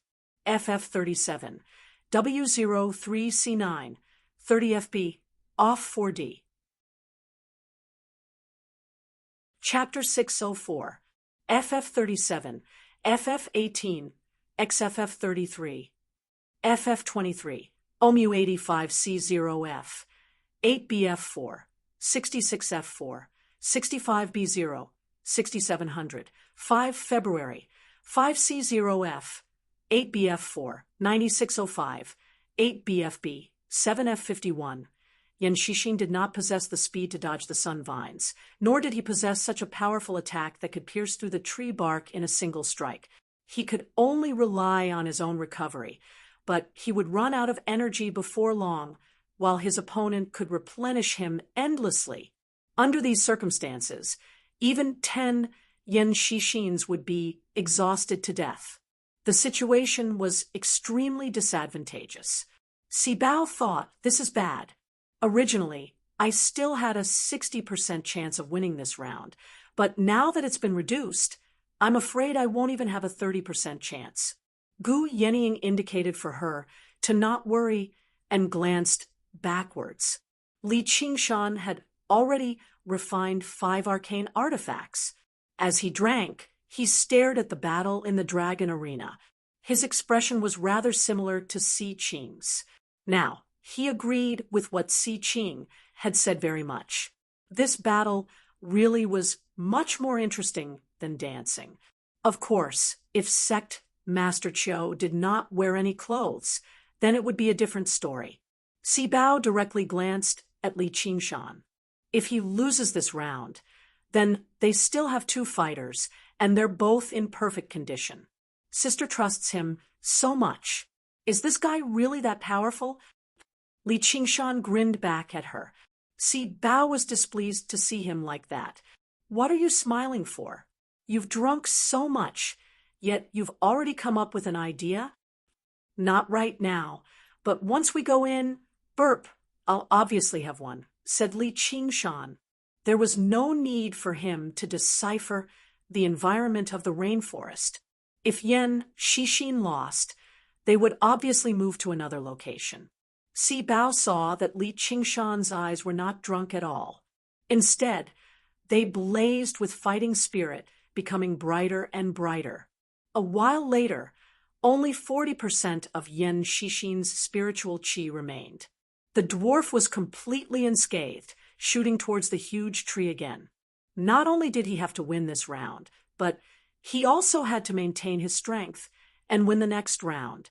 In order to prevent Yen Shixin from surrendering when his spiritual qi was mostly depleted, he would no longer be able to use the advantage of the environment. Yen Shixin's eyes suddenly lit up. Now, he put away the tower shield and cast a spell. A large cloud of yellow sand rose from the sea of trees. It roared as it swallowed the gnome.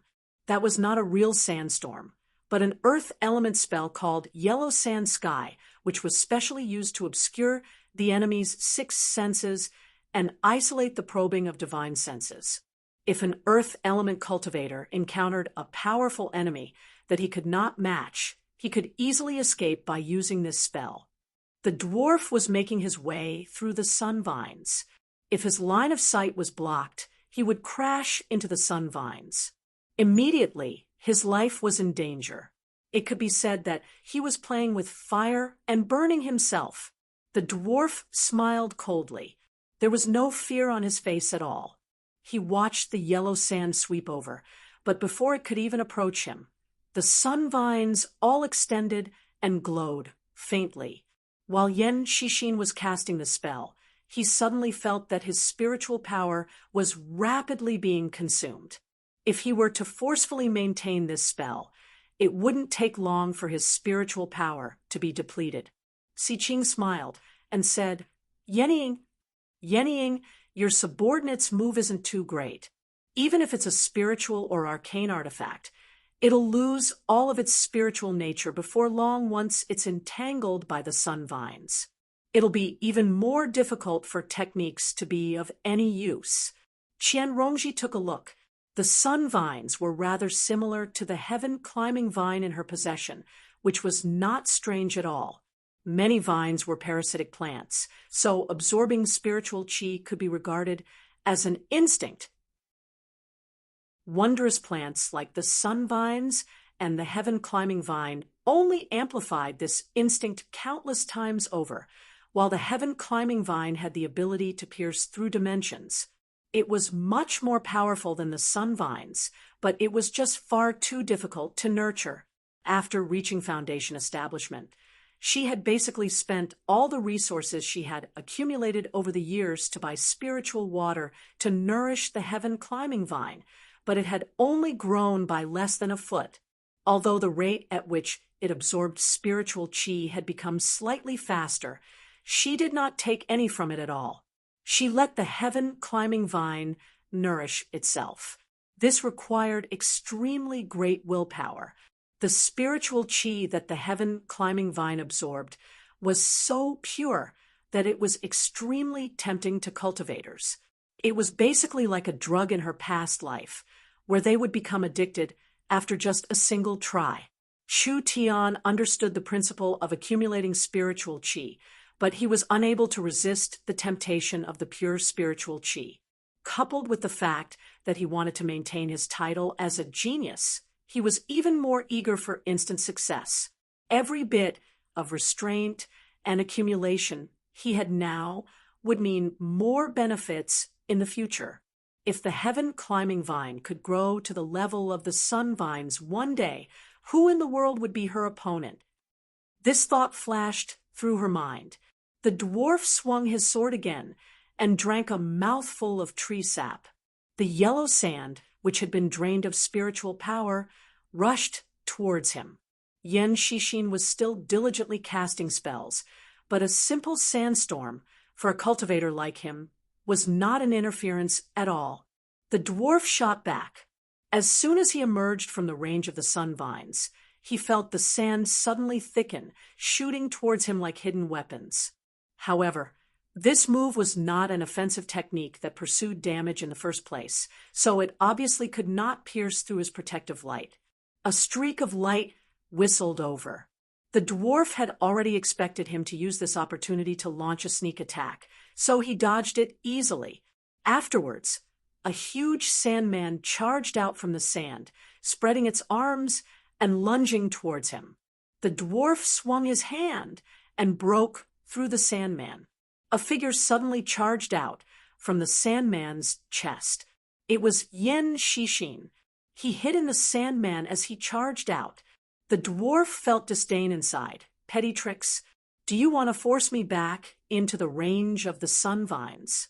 Let alone the fact that you can't do that. Even if I do retreat, what can you do to me? He drifted backwards, and the influence of the sand immediately decreased. If Yan Xixin pursued him again, it would be equivalent to walking to his own death. He would definitely be entangled to death by the sun vines. However, Yan Xixin charged over without any hesitation. He cast aside his sword and shield, spreading his arms and embracing the dwarf firmly. The dwarf paled in fright. If they were somewhere else, he would be able to dodge, but he had already entered the range of the sun vines. The dancing vines attacked him from all directions, basically sealing off all space for him to advance or retreat. Coupled with the fact that he had never expected Yan Xixin to be bold enough to charge in, he was unable to dodge the embrace despite his speed. The two of them charged towards the towering tree together. Before they had even approached the tree, sun vines wrapped around them madly, wrapping them up into a ball in the blink of an eye. It was easy for the dwarf to break free from Yan Xixin's embrace, but it was impossible for him to break free from the sun vines. He felt the spiritual qi in his body pour out like a broken dam.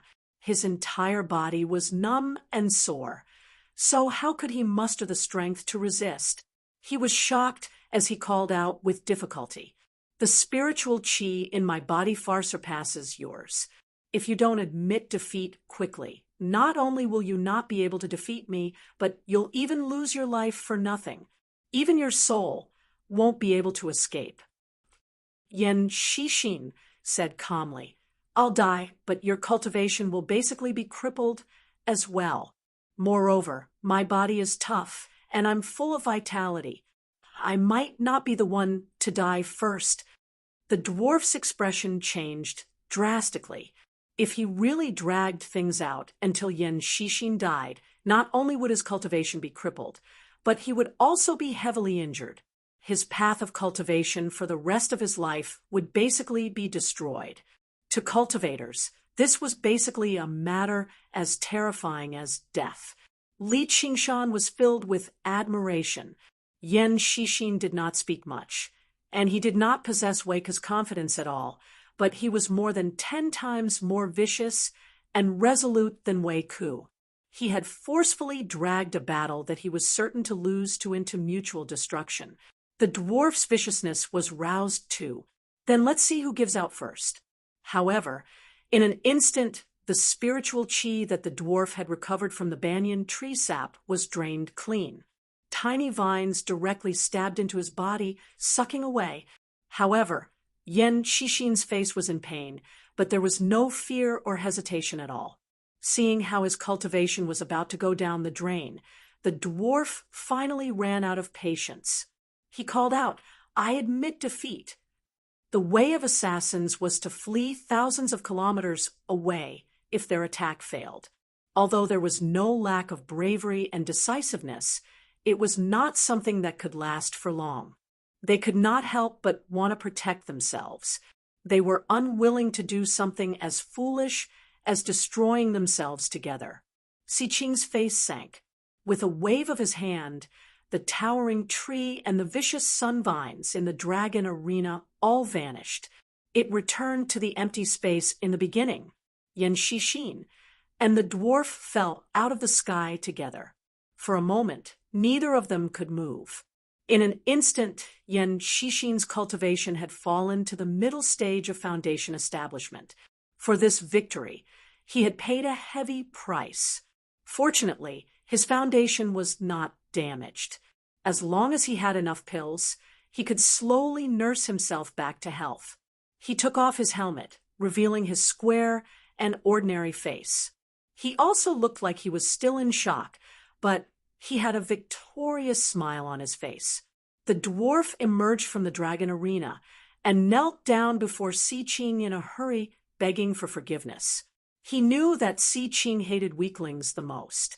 Si Qing was originally extremely displeased, but when he thought about how one of the 3 strongest fighters under him had already died in battle, it was fine if he could preserve some of his strength.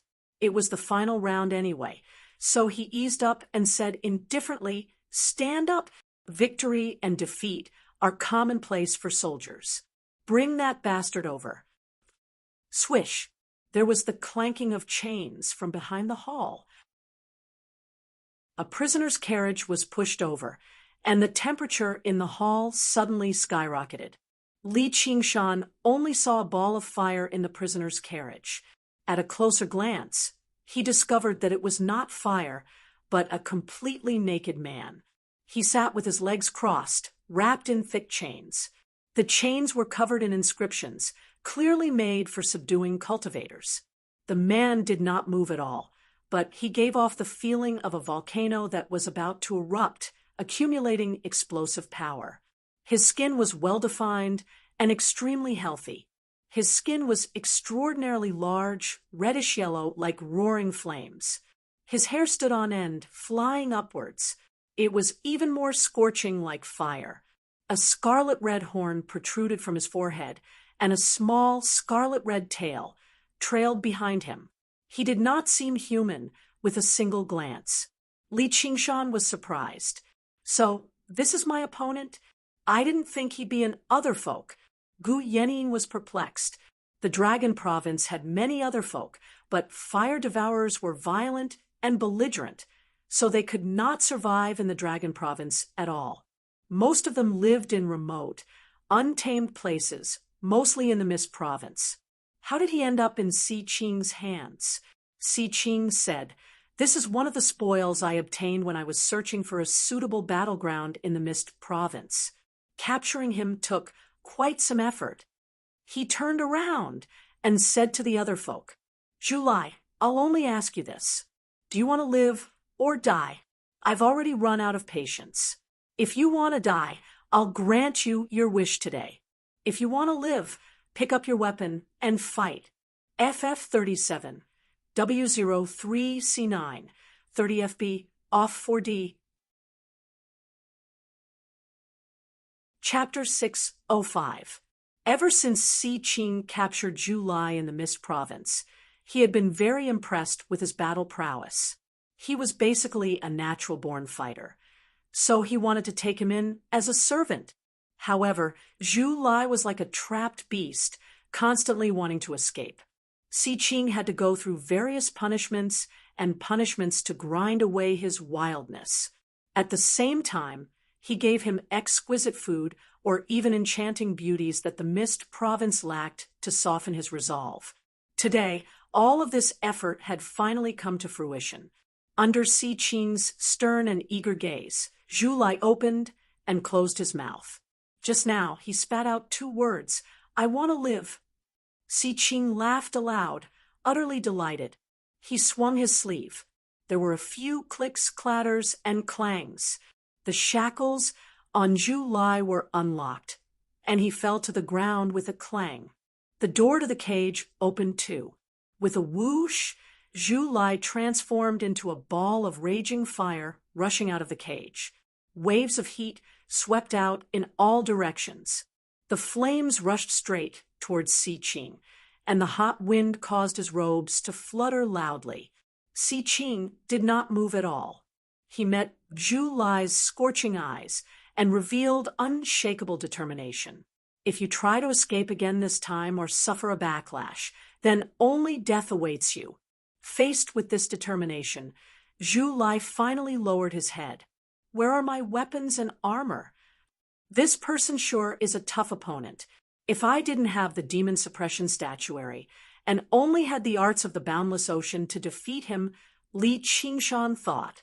Other folks' talent had always surpassed that of regular people, and fire devourers were renowned for their belligerence among other folk, too.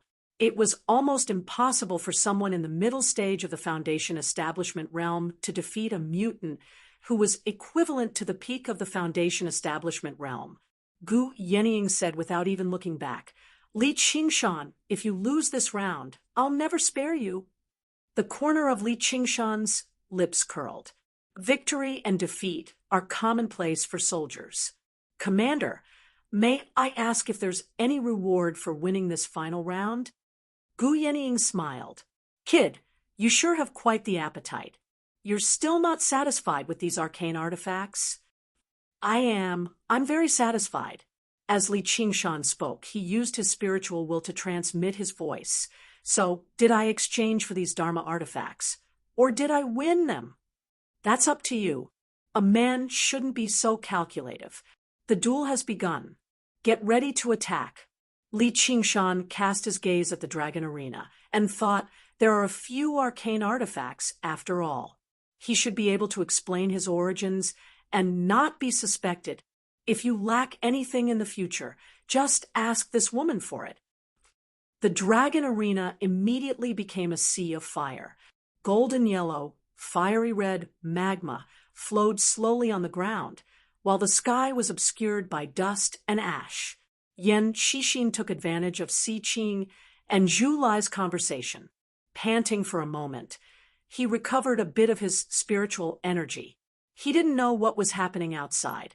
Looking up at the sky, he secretly guessed, "Looks like the last opponent will be a cultivator who specializes in the fire element." He wasn't in a hurry to admit defeat. At the very least, he wanted to clearly see his opponent's background and methods. He wanted to give his last comrade, which was Li Qingshan. He wanted to increase his chances of victory as much as possible. A black cloud suddenly shone, and a huge fireball suddenly pierced through it like a meteor, hurtling over from the horizon with a long tail of flames. It was still 5 kilometers away, but it was already unstoppable. Yan Shishin's expression changed. He said firmly, "I admit defeat." The moment he spat out those 3 words, the meteor had already approached within 5 kilometers of him. Waves of heat surged over. It illuminated Yan Shishin's face bright red, but he had no intentions of stopping. Si Qing said, "Julai, don't forget the iron rules of the arena." With a great boom, the meteor exploded loudly, scattering with countless sparks. Zhu Lai leapt out, raising a fiery red trident high up and stabbing it down towards Yan Shishin's head. He completely ignored Si Qing's orders. Making him agree to submit was already his limit. His chest was filled with anger and killing intent that needed to be vented. How could he let any enemy go? Yan Shishin didn't have any room to resist. It looked like he was about to die on the spot. The trident stopped in front of him. The tip of the trident was only an inch away from his eyes. It contained a strong aura of fire. If it exploded even slightly, it would be able to turn Yan Shishin's head into ashes. A slender white hand reached out and grabbed the scorching handle of the trident. Si Qing looked in shock and anger at the beautiful white-clothed woman in front of him. He put all of his strength into the trident in his hand, but he couldn't move an inch forward. Gu Yenying gently waved her left hand, and Zhu Lai's body, which was covered in flames, flew backwards at a speed even faster than when he had come. He tumbled out of the arena and fell into a river of lava. She brought Yan Shishin back out of the arena. Let's continue with the next match. Although Zhu Lai had ignored the iron rules of the duel and wanted to kill him, it had not become a reality. If she allowed Zhu Lai to kill Yan Shishin, not only would Zhu Lai have to pay with his life, but she would also be able to directly win the duel. However, she did not want to sacrifice Yan Shishin. Yenying's bearing is still extraordinary. I admire you. Si Qing squeezed out a smile. He was in the wrong here. He secretly made up his mind to properly deal with Zhu Lai once he won the duel. Zhu Lai leapt out of the lava. His face was twisted, and he became more and more furious inside. His killing intent burned like fire. At this moment, Li Qingshan stood up and stepped into the dragon arena. Immediately, the sound of waves rose up, and the entire arena turned from a boundless sea of fire to a vast jade blue lake.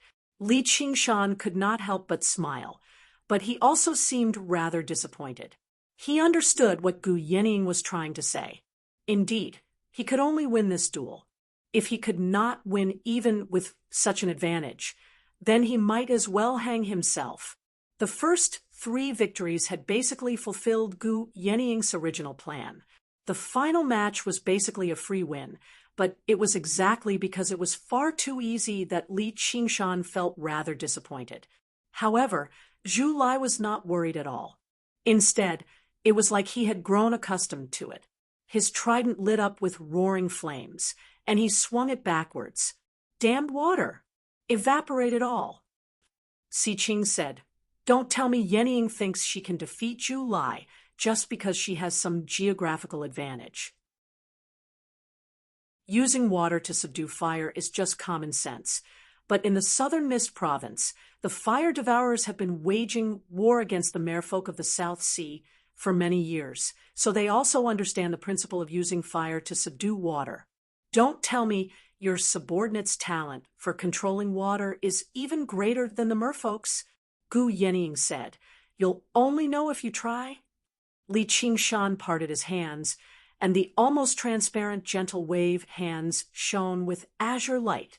The surface of the lake immediately surged, and a water dragon whistled out, followed by a second, a third. In the blink of an eye, 9 water dragons rushed into the air, coiling around each other as they lunged towards Zhu Lai. Si Qing was mildly surprised. He's only at mid-foundation establishment, yet he can use something like that. Li Qingshan sucked in a deep breath. This was already the limit for him right now, and it was all thanks to the gentle wave hands. Of course, this was only the limit for human cultivation. He thought, I've already gained such an advantage. If I use the demon suppression statuary and the traitorous demon sword as well, even if I win, it'll be meaningless. I'll even have to expose my trump card for nothing. I refuse to believe I can't defeat these puny fire devourers with my arcane artifacts and the arts of the boundless ocean. Zhu Lai opened his mouth and spat out roaring fire. Before the 9 water dragons could even approach him, they were reduced to clouds of white mist permeating the surface of the lake. That's a little interesting. Li Qingshan rejoiced, instead of being surprised. He formed a seal with his hand and used a technique. The mist immediately became as thick as milk, so thick that he could not even see his own fingers. His aura was hidden in the mist, but he could clearly see Zhu Lai's location. However, Zhu Lai was completely unaffected. He charged towards Li Qingshan. Even though he was not as elusive as Gu Yenying, he was still startling. He swung down his scarlet trident. Do you think this can disguise your stench? Die for me. Li Qingshan gripped the tip of the trident with his left hand and pulled it to his side. He threw a punch at Zhu Lai's chest with his right hand. Water spiritual qi revolved around him like a whirlpool. Zhu Lai punched back, and the vicious flames smashed through the whirlpool, blocking Li Qingshan's fist. The two of them wrestled. Water and fire collided violently, evenly matched. However, fire was far more destructive than water. Li Qingshan felt his hands heat up. Even his breathing became scorching. Zhu Lai's chest heaved. Li Qingshan thought, oh no, he's going to spit fire again. The 9 water dragons he had unleashed with his full strength had been dispersed by Zhu Lai's single breath, which demonstrated the power of this move. In his opinion, they should not be called fire devourers but fire spitters. Li Qingshan only felt his body go cold before heating up. The coldness came from his soft armor, which immediately lit up with inscriptions, forming a thick layer of ice armor. That heat was actually a flame that sprayed onto his body. Zhu Lai was surprised at first before snickering viciously. He never thought Li Qingshan would actually be bold enough to face him head-on. It was a perfect opportunity for him to vent his anger. The flames he spat became even more intense, becoming scarlet red. Under the heat of the flames, the ice armor began to melt very quickly. Li Qingshan used the arts of the boundless ocean and channeled his spiritual qi to keep it at bay, but his spiritual qi was rapidly depleting. Zhu Lai suddenly shut his mouth, lowered his head, and rammed it over. With a clang, a large area of the ice armor cracked, and the scarlet horn pierced in bit by bit. It would only take a while for it to breach his defense. With a thought, Li Qingshan released a ring of water from his belt. As soon as it came into contact with Zhu Lai, it all surged towards him, forming a ball of water. The ball of water was no ordinary water. It was extremely heavy and sticky, like glue. Zhu Lai immediately became immobilized, like an insect trapped in rosin, turning into amber. Even the flames around him were suppressed. These arcane artifacts really are of great help in battle. If I swing over with the traitorous demon sword right now, I'll definitely behead him. Li Qingshan thought about it and launched a palm strike, which also contained ocean wielding. Although it also contained the vast power of the cloud parting form, it was far inferior to the power of the traitorous demon sword in subduing an enemy. With a bang, the ball of water shattered. Zhu Lai was sent flying, and the ice armor on Li Qingshan's body also shattered. The moment Zhu Lai had been sent flying, Zhu Lai's trident had pierced through the ball of water and landed on the crack in the ice armor. The power of Li Qingshan's palm strike had mostly been blocked by the fiery red armor on his body, causing his fighting spirit to grow even stronger. "Come and fight me another 300 rounds. "All right." Li Qingshan turned around to face him. His entire body began to spin, transforming into a waterspout that fiercely collided with the ball of fire. White mist rose, obscuring the figures of the two. All that could be seen was the clash of water and fire, their figures flashing, and the sounds of collisions incessantly. In that instant, who knew how many times they had exchanged blows? Chapter 606. Gu Yenying asked, "What's wrong with it?" Yan Shixin said, "I believe that I have some insight into the fights between cultivators. Li Qingshan's performance is extraordinary, far surpassing a mid-stage foundation establishment cultivator's cultivation. Even I wouldn't be able to hold on against Li Qingshan's attacks." And then Yan Shixin carefully considered his words. His moves are exquisite beyond compare. His usage of spells and artifacts is even more ingenious. This subordinate also sighs at his inferiority. Pausing for a moment, he continued, "If it wasn't for that, he would have been defeated long ago. The fire spirit's strength lies in its explosive damage, while the water spirit's strength lies in its durability recovery. Fighting head-on, like this, is very disadvantageous for him. It was like a battle between two armies. Even if the tactics were excellent, if the overall strategy was wrong, it would be very difficult to win." Gu Yenying nodded. "His temperament is indeed a little unyielding." Yan Shixin opened his mouth, wanting to say something, but he closed it again. He gazed at the dragon arena worriedly and wondered inside. He primarily cultivates the water element. So why is he so unyielding? Or should I say, with such an unyielding temperament, how could he understand the true essence of water? The attributes of a cultivator's 5 elements were closely related to their temperament. Generally, those with talent in the fire attribute tended to have a fiery temper, and after years of cultivation He felt and accumulation that he had been of spiritual mistaken energy, all this while. these characteristics His mind would was in a become mess. even more obvious. His movements Yan slowed Shixin down. had met Zhu some Lai water grasped attribute the opportunity cultivators who and had a swung relatively down with his gentle trident. temperament.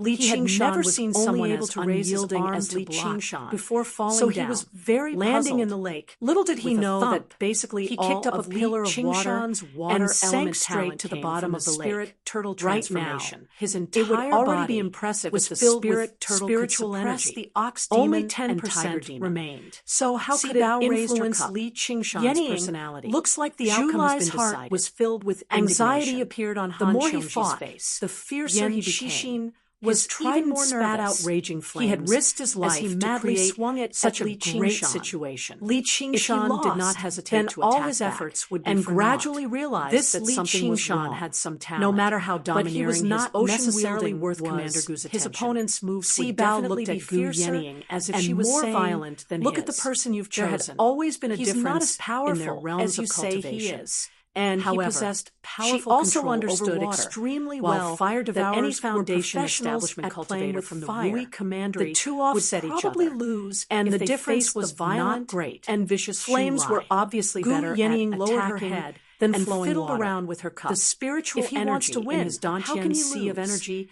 It was just a rapidly simple being sentence, consumed, but it showed there was his less than absolute 30% trust. left.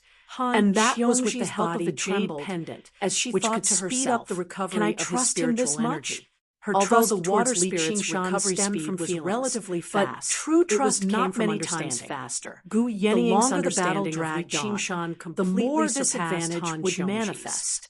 The If this went strongest on, water demon if he did of the not Rui use the commandery, demon suppression the statuary, North Moon, it would be difficult lose for him other to folk obtain victory. who had not even During the undergone battle, the second Li Qingshan was heavenly thinking about the tribulation. problem that had What been a joke. troubling him for a long Even time. if he could not win and that with his was human how to fuse cultivation, water he and only fire, needed to use his demon red abilities and blue, slightly. one burning and he could rising, immediately seemed to want to turn burn the the sky. tables. One Zhu flow Lai followed descends. closely It behind was Li Qingshan, as if he was diving falling straight into down. an abyss. The firelight They displayed illuminated the completely surface of different the lake, characteristics, and waves of they heat constantly rushed over intersected rapidly and the surged, trident part and there of the was lake no water possibility directly of them striking fusing towards together. Li Qingshan's Water chest. and fire were merciless. Li Qingshan If shook it his were head regular water and tossed fire, all the distracting then so thoughts be it. out of his but head. the water of No the matter spirit what, turtle let's and the win this fire battle of the phoenix first. that he wanted If to I fuse lose with to were a the minor figure purest like powers him, in the world, that'll be far so too how was he embarrassing. supposed to fuse them? He exhaled He was a gently little upset and held back his urge to strike. Suddenly, 2 streams of water shot out from his shoes, and he charged forwards. Don't you even think about escaping. Zhu Lai bellowed out furiously and sprayed out.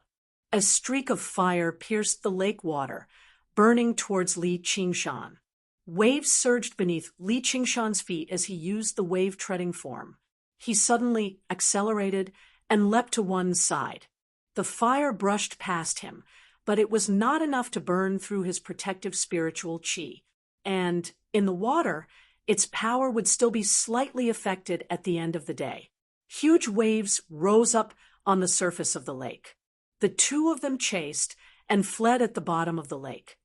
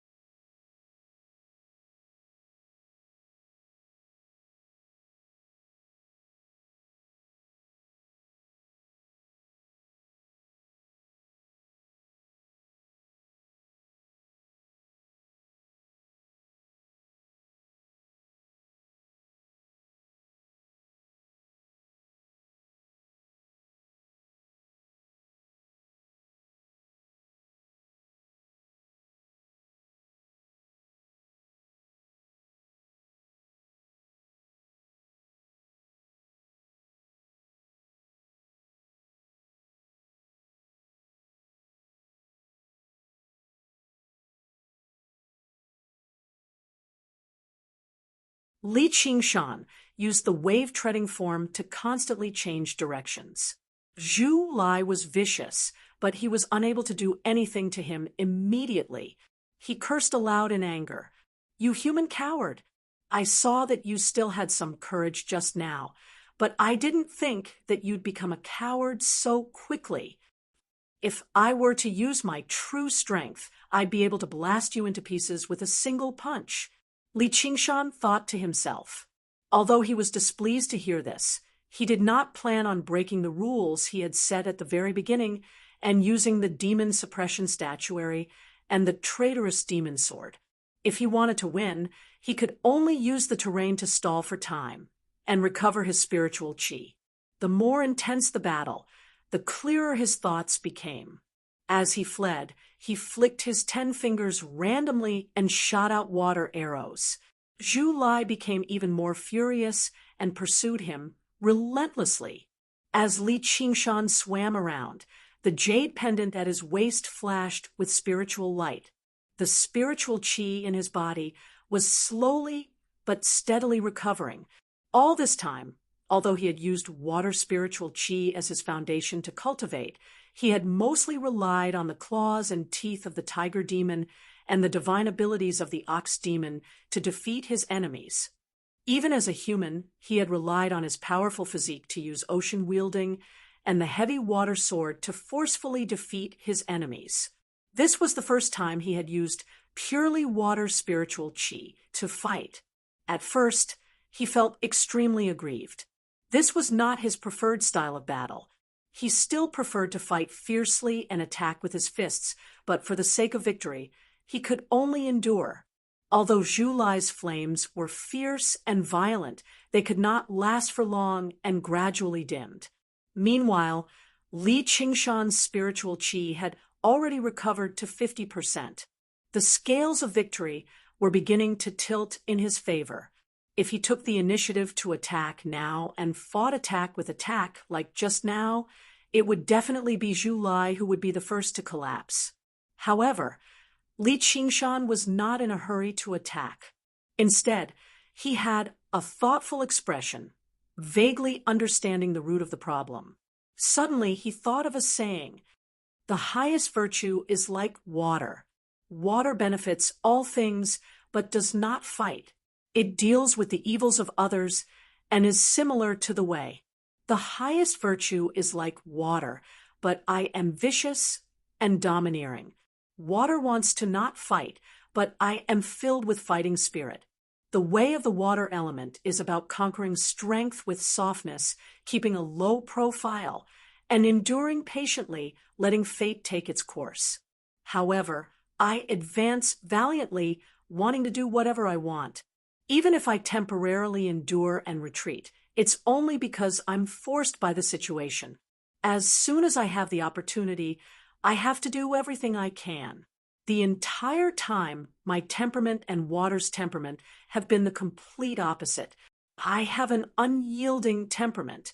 Even when I practice a water element cultivation method, easily ripping it apart, pursue the destructive arts water of the boundless around him endlessly. Although I possess the godlike talent to catch up to Li Qingshan and I control large but under the entanglement of the ribbons of water, he was unable to approach the way of the utmost softness of water. The flames on him no wonder that I've reached a bottleneck. Even his after reaching the fourth layer of the spirit turtle transformation. Struck her palm. I've always wanted to merge water folding fire. And smiled. But I haven't even the outcome has been determined. Water. Si Qing frowned. Li Qingshan sighed. Losing this battle had but his spirits were roused. Exceeded his expectations. He had finally found an answer stared at Li Qingshan. To the question that such had been plaguing him over all this time was not his something a mere foundation establishment cultivator could possess. And the movements of his body later, also became gentle. Li Qingshan like had already gained the upper hand. He no longer purposefully used any techniques. Even his fighting spirit was as mostly he retreated away. He swung his hands abide by the iron drawing circles of the arena freely. Nor did he have the water wrapped around of admitting defeat. Lie like ribbons. All he wanted was to die in battle here so that he would not be humiliated by Si Qing again. At this moment, Li Qingshan only needed a few punches and kicks to emerge victorious. However, he resisted the urge. Since he already understood where the problem lay, he had to think of a way to resolve it. Since their personalities were incompatible, he would start from their personalities and change his way of doing things. He swore to himself, "From today onwards, I'll be like a tortoise. Oh no, I'll be like a spirit turtle. Sigh, it's about the same anyway." Based on his usual personality, he would have rushed up a long time ago and cut Zhu Lai into pieces, digging out his heart and lungs to vent his anger. But now he took deep breaths continuously and murmured to himself, "Li Qingshan, take it slow. There's no rush. There's still plenty of time. Even though this mutant's mouth isn't too clean, he's still a pitiful person who was oppressed by that bastard Si Qing. Why must I kill him? Take a closer look. Isn't he rather handsome as well?" Zhu Lai's face was ferocious. "If you want to kill me, then kill me. Don't you dare humiliate me."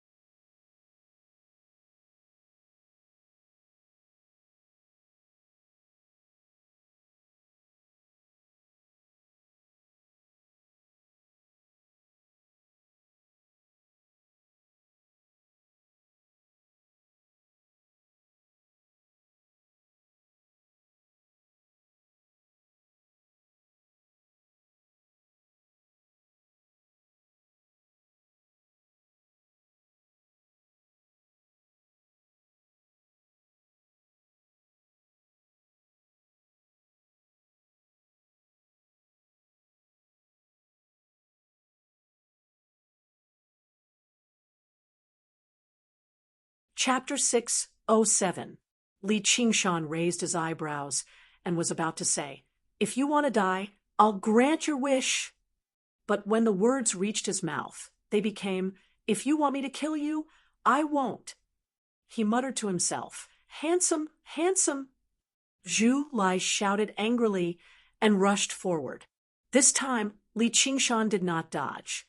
Seeing the trident sweeping towards his waist, he straightened his right hand, and the flexible water stopped the trident. The water coiled along the trident and wrapped around Zhu Lai's body, trapping him in the water. "Surrender now, and I'll spare your worthless life." Zhu Lai cursed.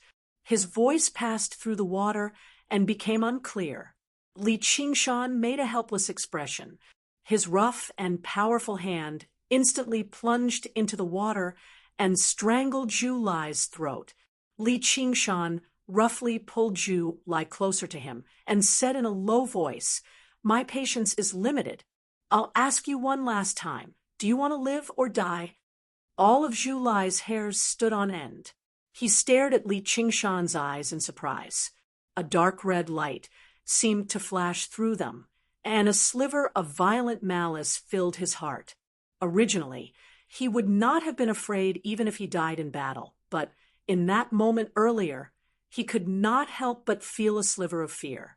That was the natural fear of a weak creature facing a predator. This person is not as simple as he looks.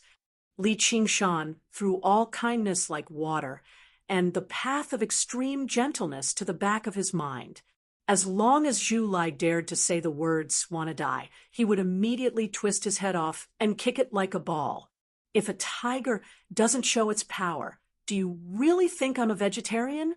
Finally, Zhu Lai's survival instinct prevailed. He said in a low voice, "I want to live." Li Qingshan said, "And then I surrender." Zhu Lai said unwillingly, "That's right." Li Qingshan smiled as gently as he could.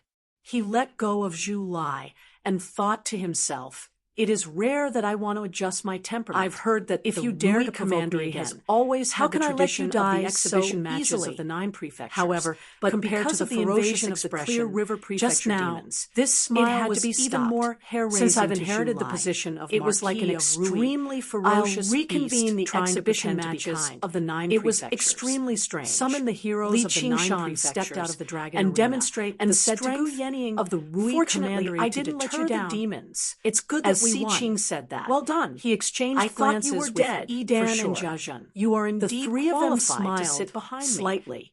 Si Bao patted they had Li Qingshan's shoulder for a very long time. Li Qingshan was the marquis of Rui's authority, and all the Hawkwolf there was no reason for towards him, Yenying acknowledging his right. However, his gaze finally stopped on that the exhibition matches of the 9 her face was filled with joy and pride. Would probably not be as simple as before. Si Qing was the first to applaud. She sighed inside. He said with a smile, "Si Qing is vicious, Yenying and bloodthirsty. Your subordinates really are full of hidden talents. Of Rui I concede defeat isn't a blessing for the Rui Yidan and Jiazhen, after the banquet ended, were bidding farewell to Si Qing. This meant that they had suffered a setback in their first battle in the Rui commandery. Yidan suddenly said sternly, "Tremendous benefits little bastard that regular cultivators could not even imagine. When you walk at night in it would also go down the drain." Li Qingshan with the outcome of this battle. Right when he was about to curse back, smiled. He was stopped by Han Xiongji, who even a powerful dragon cannot. Her face was filled with own territory as a foundation. So you don't need to take it to heart. He had no idea when you plan on holding the core cultivator would descend upon him. Let me do my part targeted as by such a vicious and help your cultivator. Si Qing stowed the dragon arena away. I still have to be kind to said in a magnanimous manner. Kindness is like the outcome is nothing. Why should I bicker with a dead person? Is that I've witnessed the heroes of the Rui commandery. He no longer paid any attention to Yidan, leaving with Han Xiongji. However, Yidan even thought he was rather unsatisfied, so he let out a few more wild laughs. Why's that? His vicious gaze stopped on Han stretches across tens of thousands of kilometers. I'll deal with the Han family. Who knows how many geniuses there are? The guests dispersed. You probably won't even be able to witness 100. He invited Yidan and Jiazhen into a secret room again for a discussion. Si Qing said, "I never thought we'd actually get off to a bad start. This Gu Yenying is still so difficult to deal with. I really want to crush her head." Yidan clenched his fists. his thoughts running wild. However, he also knew that putting aside her identity, who would dare touch her, unless they had undergone the third heavenly tribulation, there was probably no one who had the confidence to say they could kill her. Jia Xin shook his head and said, "From what I see, Gu Yenying is not our enemy. She is a cultivator wholeheartedly and has no interest in fame, wealth, power, or even morality. Everything she does is for the sake of raising her own cultivation. As long as we don't go overboard, she probably won't take the initiative to make trouble for us." Si Qing nodded. Her personality has always been like this. If she wasn't confident that she would definitely win this duel, I wouldn't have set up this banquet. What do you think of that subordinate of hers, Li Qingshan?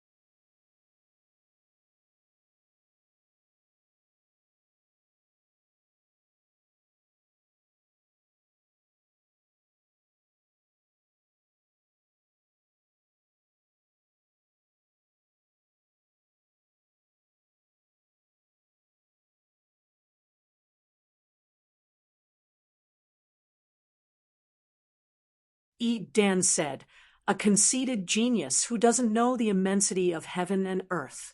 I'll make him die a horrible death sooner or later." Jia Zhen said, "Don't worry, he won't be able to survive the exhibition matches of the 9 prefectures this time. There's no need for you to be in such a hurry either, just in case you give yourself away. Our priority right now is still dealing with that wretched demon, the North Moon." Si Qing said, "How can I allow someone to snore next to my bed?" Li Qingshan arrived at the estate of the Han family in the commandery city with Han Qiongji, which was also the great general's estate in the past. Raising his head, he saw that the scale of the structure was so grand that it was only second to the Marquis of Rui's estate. It had also been managed by the Han family for generations. Passing through the pavilions and buildings, he arrived in the depths of the estate and paid his respects to his future father-in-law, Han Anjuan. The crystal lantern shone brightly. Han Anjuan's face remained as cold as before, standing there sternly like a man of steel. After listening to Han Qiongji's explanation of what had happened at the banquet, he said, "You have a great future ahead of you, so you shouldn't have openly opposed Dan. Only a man can endure humiliation, or it's just the bravery of a man." Li Qingshan said, "Don't worry, General. With Commander Gu looking after him, I don't think he's bold enough to run amok." Han Anjuan fell silent for a while. Perhaps before long, he'll be the great general of the Rui Commandery. What? Li Qingshan was mildly surprised, but upon further thought, it made sense. The position of great general was not hereditary. After Han Angua died in battle, someone obviously had to take his place. Since Si Qing could contend for the position of Marquis of Rui, he could also contend for the position of great general. In terms of strength alone, Dan completely possessed the right. He said apologetically, "I didn't think I'd drag the Han family into this." As the Scarlet Hawk commander, Dan dared not act recklessly, but the Han family would be restrained by him. "I just want you to not act rashly in the future. The Han family isn't as weak as you think they are, and even without you, Dan would never drop the matter for the sake of the position of great general. However, obtaining this tiger tablet won't be that easy. As Han Anjuan said that, he fished out a tiger tablet. The tiger tablet was shaped like a black tiger, no more than a foot in length. The engraving was not particularly detailed, making it seem rather random, but its viciousness leapt out. Just like the Marquis of Rui's seal of mountains and rivers, the tiger tablet was the symbol of the great general, as well as an item that had been passed down through the generations of the Han family. The position of great general was not hereditary, but the Han family had prospered and educated their descendants well. Often, a suitable successor would appear in the clan even before the previous great general passed away. So we temporarily kept this matter under wraps. All the disciples of the school obviously wouldn't dare to do anything to our Han family. Were former subordinates of the Han family. Of course. So the tiger tablet had remained in the Han family. The greatest figure of the school of the military. It was equivalent to a family treasure, a powerful figure as a trusted leader. Stood on equal footing with the Lord of the lost the tiger tablet. He commanded all the soldiers and generals of the Green Province. It did not really matter the slightest hint. Edan would never dare or not to act. He had recklessly viewed the Han family as a thorn in his side. Han Anjuan shook his head. How can a foundation for the position of great general to inherit the position of great general? I plan on entering, said the Azura after you left. For arduous cultivation. Set off on a long journey, long as I can going to South Hub City to seek an audience heavenly with the tribulation. Great General King. The Tiger Tablet, the great General still King belong to my not Han agree family. To Edan the great the General King's instructions general out of consideration, and for our past is ties. My beloved general, while the Han family is a clan of generals. Although you've encountered a disaster, you shouldn't give up on hope. I can see that you're quite like your elder brother. Are you bold enough to come train in my Azura field? Azura field? Han Qiongji cried out involuntarily.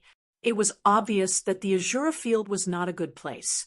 She wanted to say something, but instead straightened her body and said boldly, I wish you success, Father. You may pass the heavenly tribulation soon and restore the prestige of our Han family. Han Anjuan said in relief, Qiongji, you've grown up. I also wish you success. General, don't miss our wedding date. Take this medicinal pill as an engagement gift. This is an origin spirit pill. Where did you get it?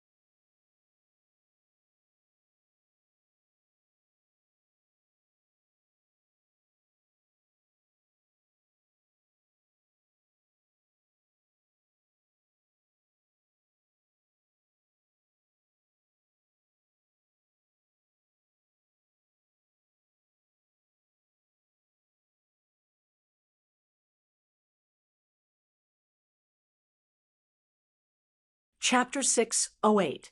Even if you are abandoned, you cannot feel resentment, Li Qingshan said. This is a gift from Commander Gu. Commander Gu really does value you extraordinarily. She must have specially given this to you for your second heavenly tribulation.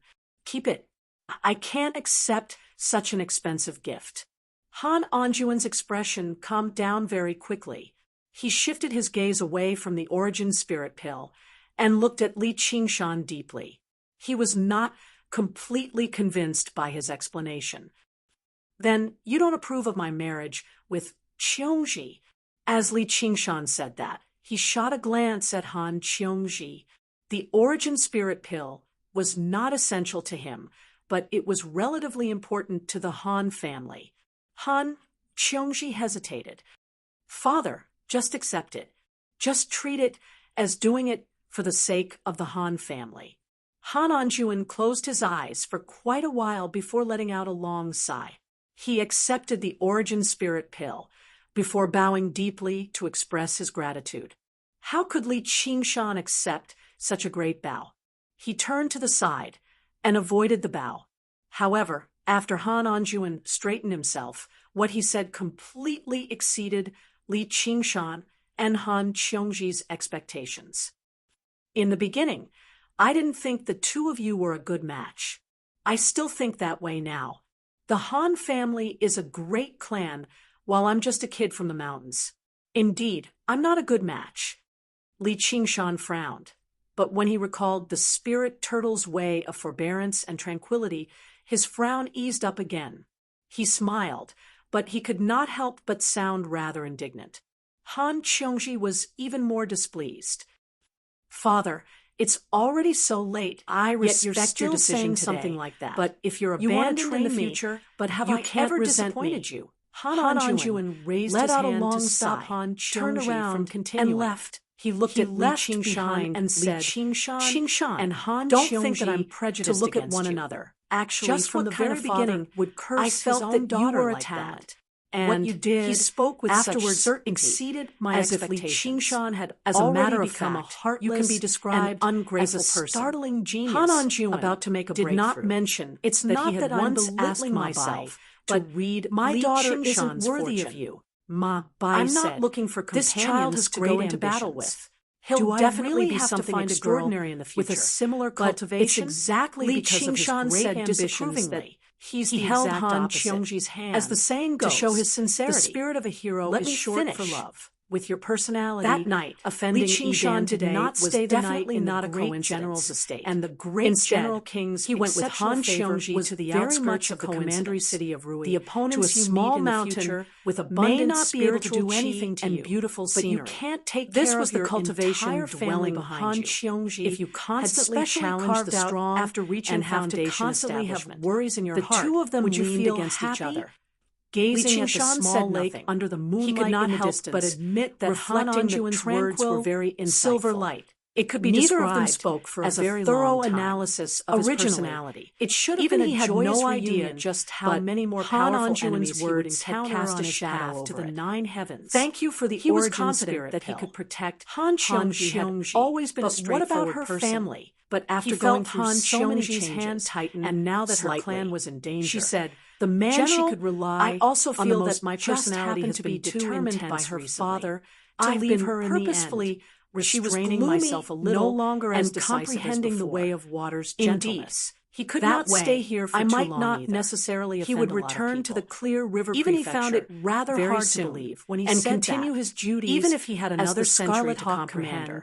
He would still take action when he encountered what happened at the banquet today. If you really want to thank me, no matter how profound his cultivation of the spirit turtle transformation was, pulled her into his arms with a smile, for him to lowering his head and kissing her red lips. His hand climbed up her waist straight in her naughty manner and said, "No matter what risks using this method to break, we'll just bear them together." However, as the exquisite figure entered his arms, the lust that had been suppressed for so long could not help but rise again. Han Qiongji's reaction was unexpectedly intense. She wrapped her arms around his waist firmly and said softly, "Love me." Li Qingshan picked her up and cast aside the moonlight on the mountain peak, turning towards the dwelling. The warmth of the red silk tent was unavoidable until Han Qiongji ran out of strength and begged for mercy from exhaustion. Just now, they let it go and fell asleep in each other's arms. Just now, the tiny unhappiness seemed to have been washed away completely, but Han Qiongji repeated that sentence in a complicated manner inside. Even when she fell asleep, it still lingered around her. If you've been abandoned, you can't resent me. Li Qingshan had completely cast this matter to the back of his mind.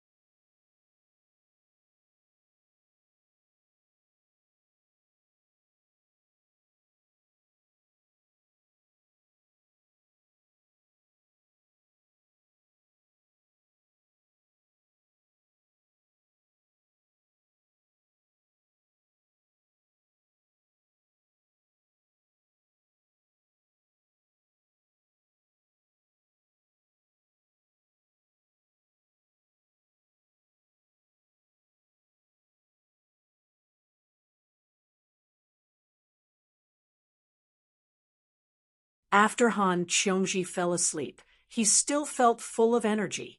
He did not feel sleepy at all, so he continued to focus on the path of water. In the waterside pavilion of Listening Wind, Gu Yenying studied her new disciple with great interest. My good disciple, should I call you Qian Rongji or Shangguan Rongji? Obviously Qian Rongji. Qian Rongji shuddered. This was the secret that she did not want anyone to know the most. It was not because she felt ashamed. Even in the world of cultivation, people would bear a deep grudge against a person who had killed all of their family and loved ones.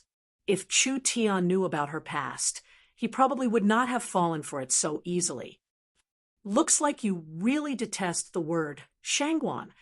Ancient Wind City was destroyed by the White Lotus sect, but Shangguan Town was burned to the ground for no reason at all. Not even a dog managed to escape. Don't you know why? I don't know. It must be because of the fire element demons. Qian Rongji did not purposefully feign ignorance. She just said that calmly. In order to completely destroy everything, she had taken advantage of the war between humans and demons to return to Shangguan Town again. Gu Yenying stared at Qian Rongji for a very long time before smiling in the end. She changed the topic. That hell snake. You must be a gift from the White Lotus Mother, right? Qian Rongji fell silent for a very long time before replying, Yes, she hates me for betraying her, which is why she placed such a vicious curse on me, making me suffer pain and torture day and night.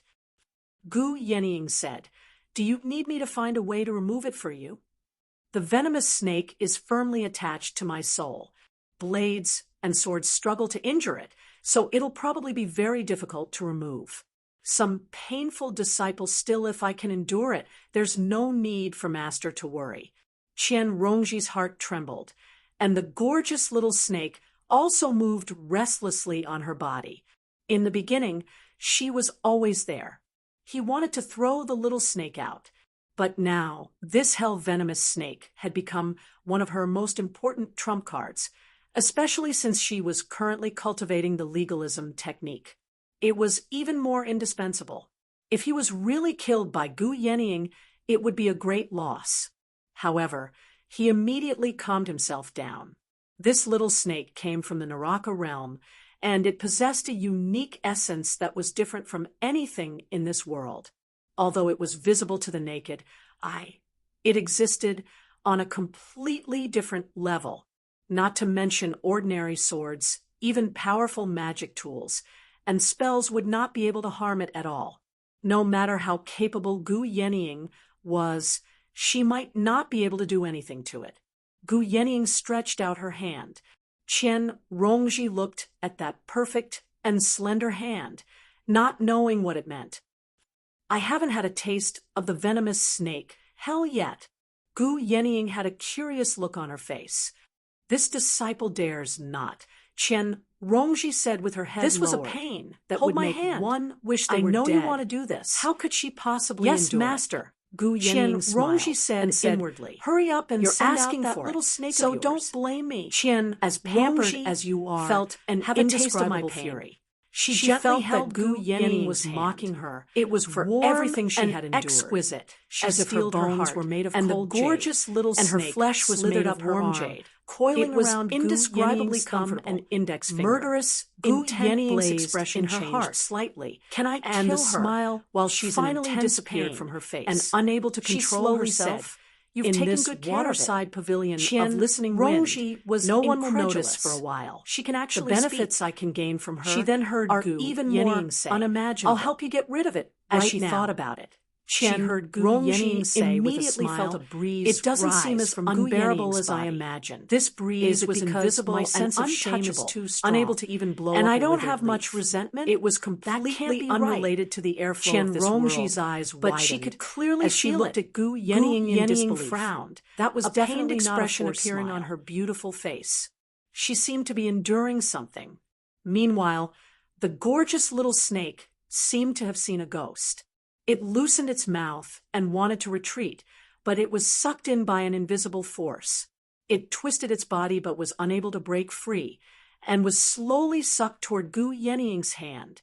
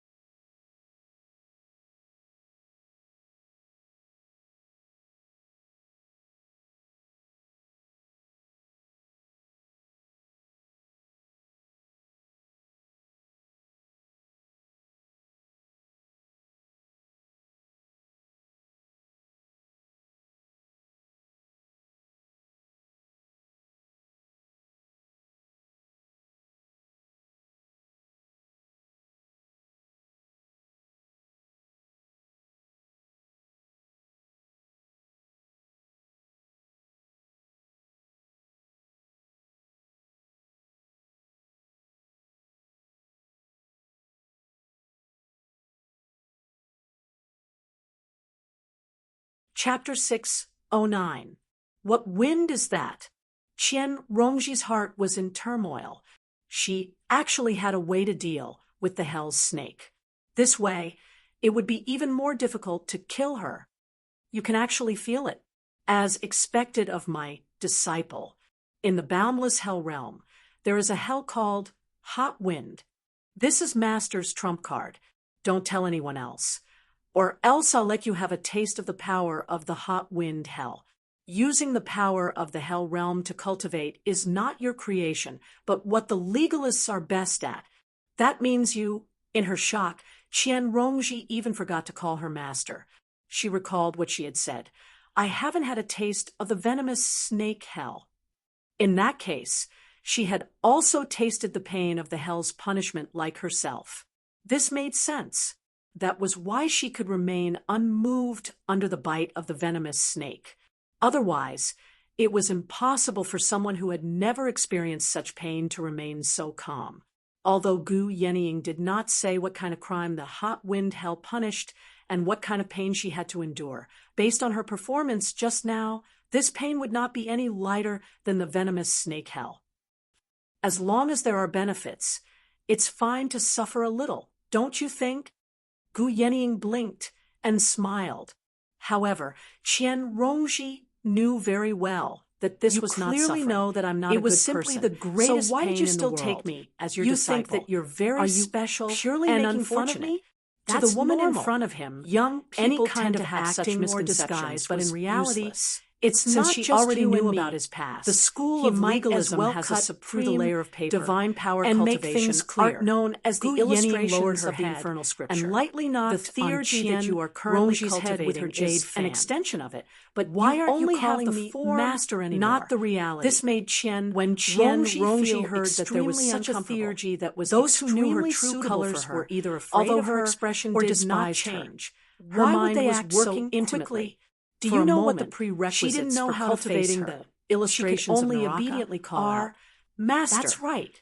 It's to draw the power of hell seriously, into your body. I don't hate just you. like how you As a drew cultivator, the venomous you're more snake into your qualified body. than most of the people you I've have to met. endure extreme Just based pain on this, and you're torture qualified to cross to be my realms disciple and find the and true power you can of hell. indeed bring me It a lot wasn't of a fun. simple matter either. This disciple Although can it was only let unfortunate Master that make you were fun able of to me. obtain a hell Qian viper, Rongji it was also an silently opportunity. said in his heart, Right now, those who your dare to make soul fun of me and divine are all are dead. far superior From a to human's that point of of view, ordinary you've foundation already establishment committed all the cultivators. major crimes You've by experienced killing it your before, parents and so brothers. of course you know it's But not there's still easy. one more, However, which is to kill you're your not master. the only one with If there's such a chance in the determination. future, you Since might as well ancient try times, it. there have been Gu countless Yening's people with smiled such and great patted willpower. Rongji's I shoulder. am one of them. In her big and round I don't eyes. understand. It seemed like Why she do was you want to already cultivate imagining this how technique? Qian Rongji would was look puzzled like when from her wings point of were view, fully grown Gu and she Yenying bared was her a fangs at proud her. daughter of the At that heavens. time, She would was she born be with swallowed everything, by her, or would no she matter tear what kind her of into resources or pieces? techniques she When needed. others accepted She a could disciple, get them just by they were opening eager her to mouth. make their He disciples had inherited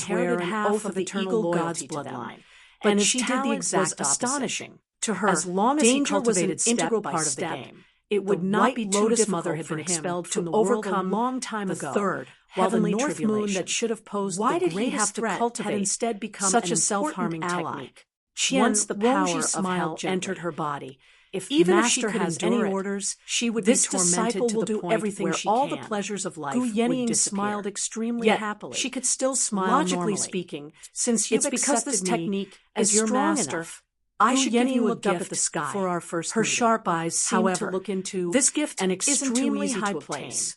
I need to If an prepare eagle it. wants to As a fly result, high, a few other days than its later, own strength, still in the water how can I give up pavilion on of such a listening strong wind? Gu Yenying Commander took out Gu, the gift how can she I had give up on prepared. such a strong wind? Disciple, What Qian do you think this is? Rongji looked looked at at her her beautiful beautiful face, face, and all of her she hairs finally stood on had a end. trace of respect. What Gu for the Yenying had strange taken out were master several of dozen hers, sealed, she said hell calmly. snakes. Commander Even Gu, though she believed you she clearly could know already that I'm not a endure the good pain person. of being bitten by venomous snakes, the consequences of being entangled by them were still unimaginable. All she could do was grit her teeth and say reluctantly, "Thank you for your kindness, Master." It really hasn't been easy for Master to find so many hell snakes for you. Come and try it. Gu Yening's gaze was earnest.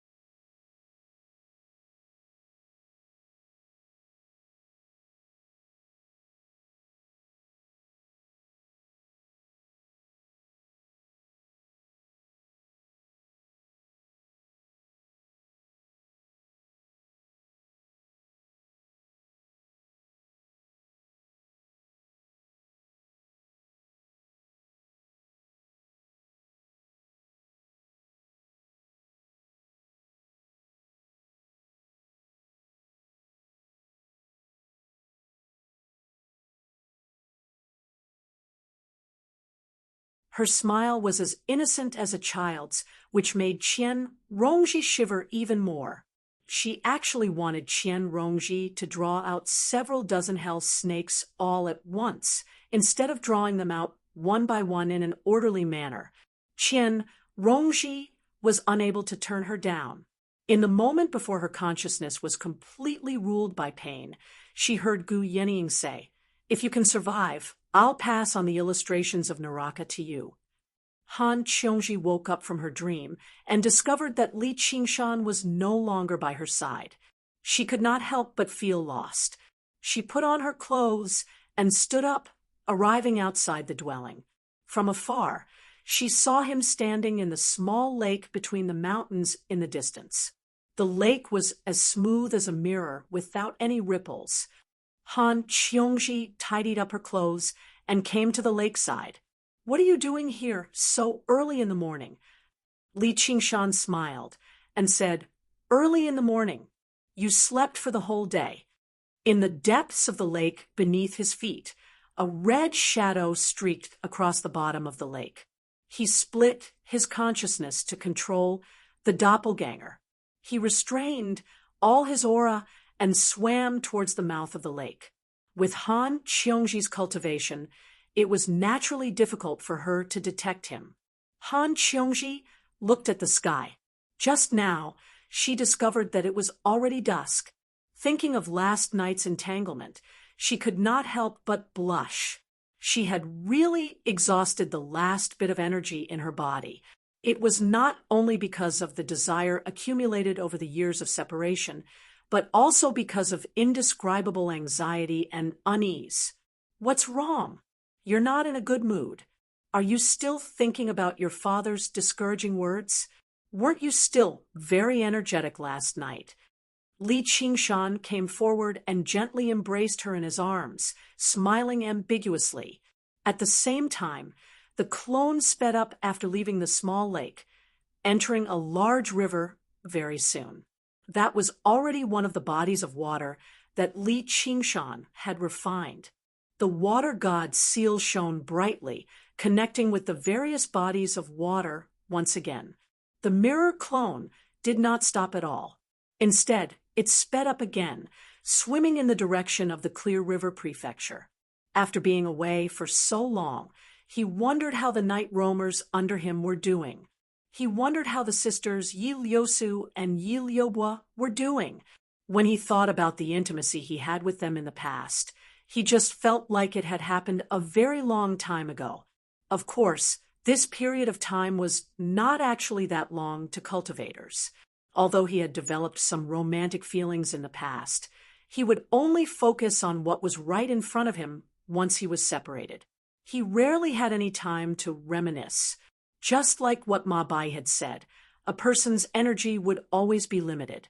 Most of his time was spent on cultivation or gazing at the heavens. He could not afford to be too distracted by matters related to romantic feelings. Li Qingshan did not know that Han Anjuan had forcefully ordered Han Tie to take on and randomly pinched as soon as Han Anjuan's mourning period ended a few times. As it was not a formal marriage, last night's revelry, it did not violate the rule of 3 years of mourning.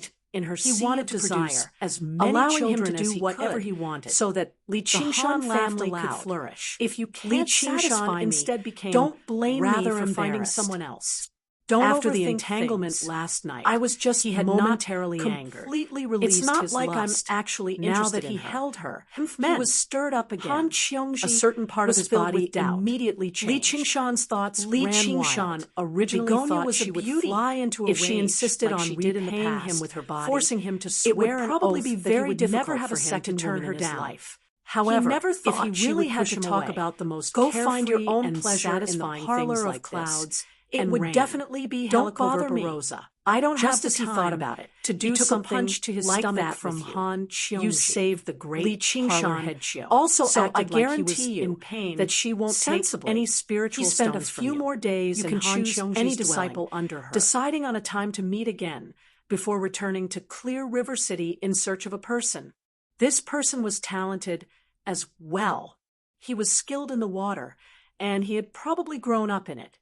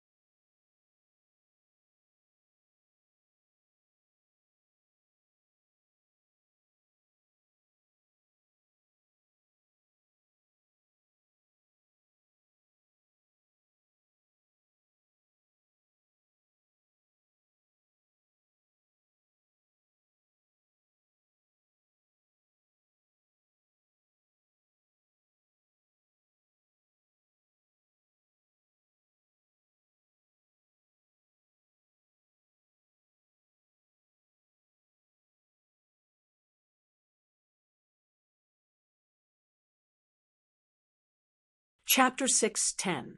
Li Qingshan arrived in the Chain Mountains first. He called out a few times in front of Ru Xian's dwelling, but he received no response. He thought, she's probably in the 100 schools of thought. He turned around and returned to his dwelling. Gazing at the two words, Qing Xiao, he could not help but sigh. I wonder how little and is doing in the Chan Monastery of Devanaga. He had already returned to the Clear River Prefecture, but a part of his heart remained in the Chan Monastery of Devanaga. Thinking about the past and thinking about the future, he actually became rather overwhelmed with thoughts for a moment, unable to control himself. He let out a long breath and suppressed his emotions. Right now, she was definitely working hard to break through to the second heavenly tribulation, and he believed that it wouldn't be long before they met again. He also had to focus on cultivation, and he couldn't lose to her. He did not enter his dwelling either. Instead, he turned around and made his way to the 100 schools of thought. He took off on a cloud and arrived above the lake of dragons and snakes in the blink of an eye. Gazing at the rippling water, he felt at ease. He had already refined the lake of dragons and snakes. Just as Li Qingshan was getting impatient, like his home the stone door suddenly hovered there in the sky. He walked in, raised his head, and the stone door closed and closed his eyes. In front of him, and lakes appeared in his mind. The walls emitted a milky white refined were like revealing every detail. And he could sense their existence. Followed the passage. They surrounded all the way to the end, and he could sense their warmth. A vast space. When he opened his eyes there were many books. They were filled with confidence. Inside the glass of battle have not there were gone all to kinds of strange establishings, such a foundation. None of these could attract with this Li Qingshan's attention. I can all of his attention was focused on the true way of water. No, and take my the naked man behind Ru Xian. The man was around 20 years old, and he leapt down. His appearance was faster and faster, but his physique could be considered robust. The wind whistled cried out involuntarily, and the light before him twisted. In the blink of an eye, man was he had already passed his eyes were closed, of dragons and snakes, he was motionless, choosing the direction as if Benevolence Already Island. Dead. He was soaked naked in a large glass and took a few steps. The glass container was filled with in the center of Benevolence Island, and Li Qingshan on the tallest structure found it slightly the disciples familiar. Of the School of Medicine, a series of bubbles floated in the container. Their eyes were filled with was covered with runes that extended to the ground. Most of them forming had joined the 100 schools of thought, other than even longer than Li Qingshan. There was also a black it could be said that they had personally witnessed in the room. This unlucky was the original head of the medical school of novels rise up like a comet. He was ascending to the position, staring at Scarlet Hawk Commander in the glass container. Commander Li, as if he didn't notice Li Qingshan's arrival. Ru Xian, a young disciple let out a sigh of relief. And not made her way over to Li Qingshan. She seemed slightly exhausted, but a gentle smile appeared on her face. Disciple. From her appearance Senior alone, apprentice sister she really was the best representation. Is currently studying medical manuals with Master Huaxian in preparation for the exhibition matches of the 9 prefectures. Ru Xian first studied Li Qingshan from head to toe. Commander, before asking, I'm afraid you'll have to wait. You're for still a while. Alive. I'll go bring the corner some tea of Li Qingshan's lips. The medical disciple I'm still alive. Hurriedly bowed. Ru Xian no need. I'll go take a look. Great pity. Li Qingshan couldn't sense Ru from the Chan Monastery of Devanaga. She must be in the middle really isn't of a formation. That great. But I even thought you'd be purged immediately. Even if I die, the trace I'll drag you down with and me. Strode over. Even if you're so what did the medical disciple I can't accept it. Because, but in the blink of an eye, I've already seen another man's vanished from sight. Ru had circled around a rockery, passed through a garden, was very touched, and arrived at the back of the hall. She turned her head away in sorrow, feeling the obstruction of the formation. Immediately lost control of his facial muscles. Ru Xian, are you inside? No idea how to react. I have something, and the urge to choke her to death arose in his spontaneously. Studying more. Medical manuals in a deep isn't breath anything and asked, important. What's going on exactly? Gift you a mid-grade magic cauldron. Always believed. Hurry up and come out to greet me. Had already devoured Chu There was no reply, but as it seemed now, he still had a breath left in him. Ru Xian laid out her hands helplessly.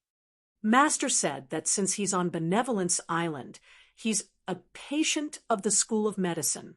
We have to take responsibility until the very end. The two of them left together.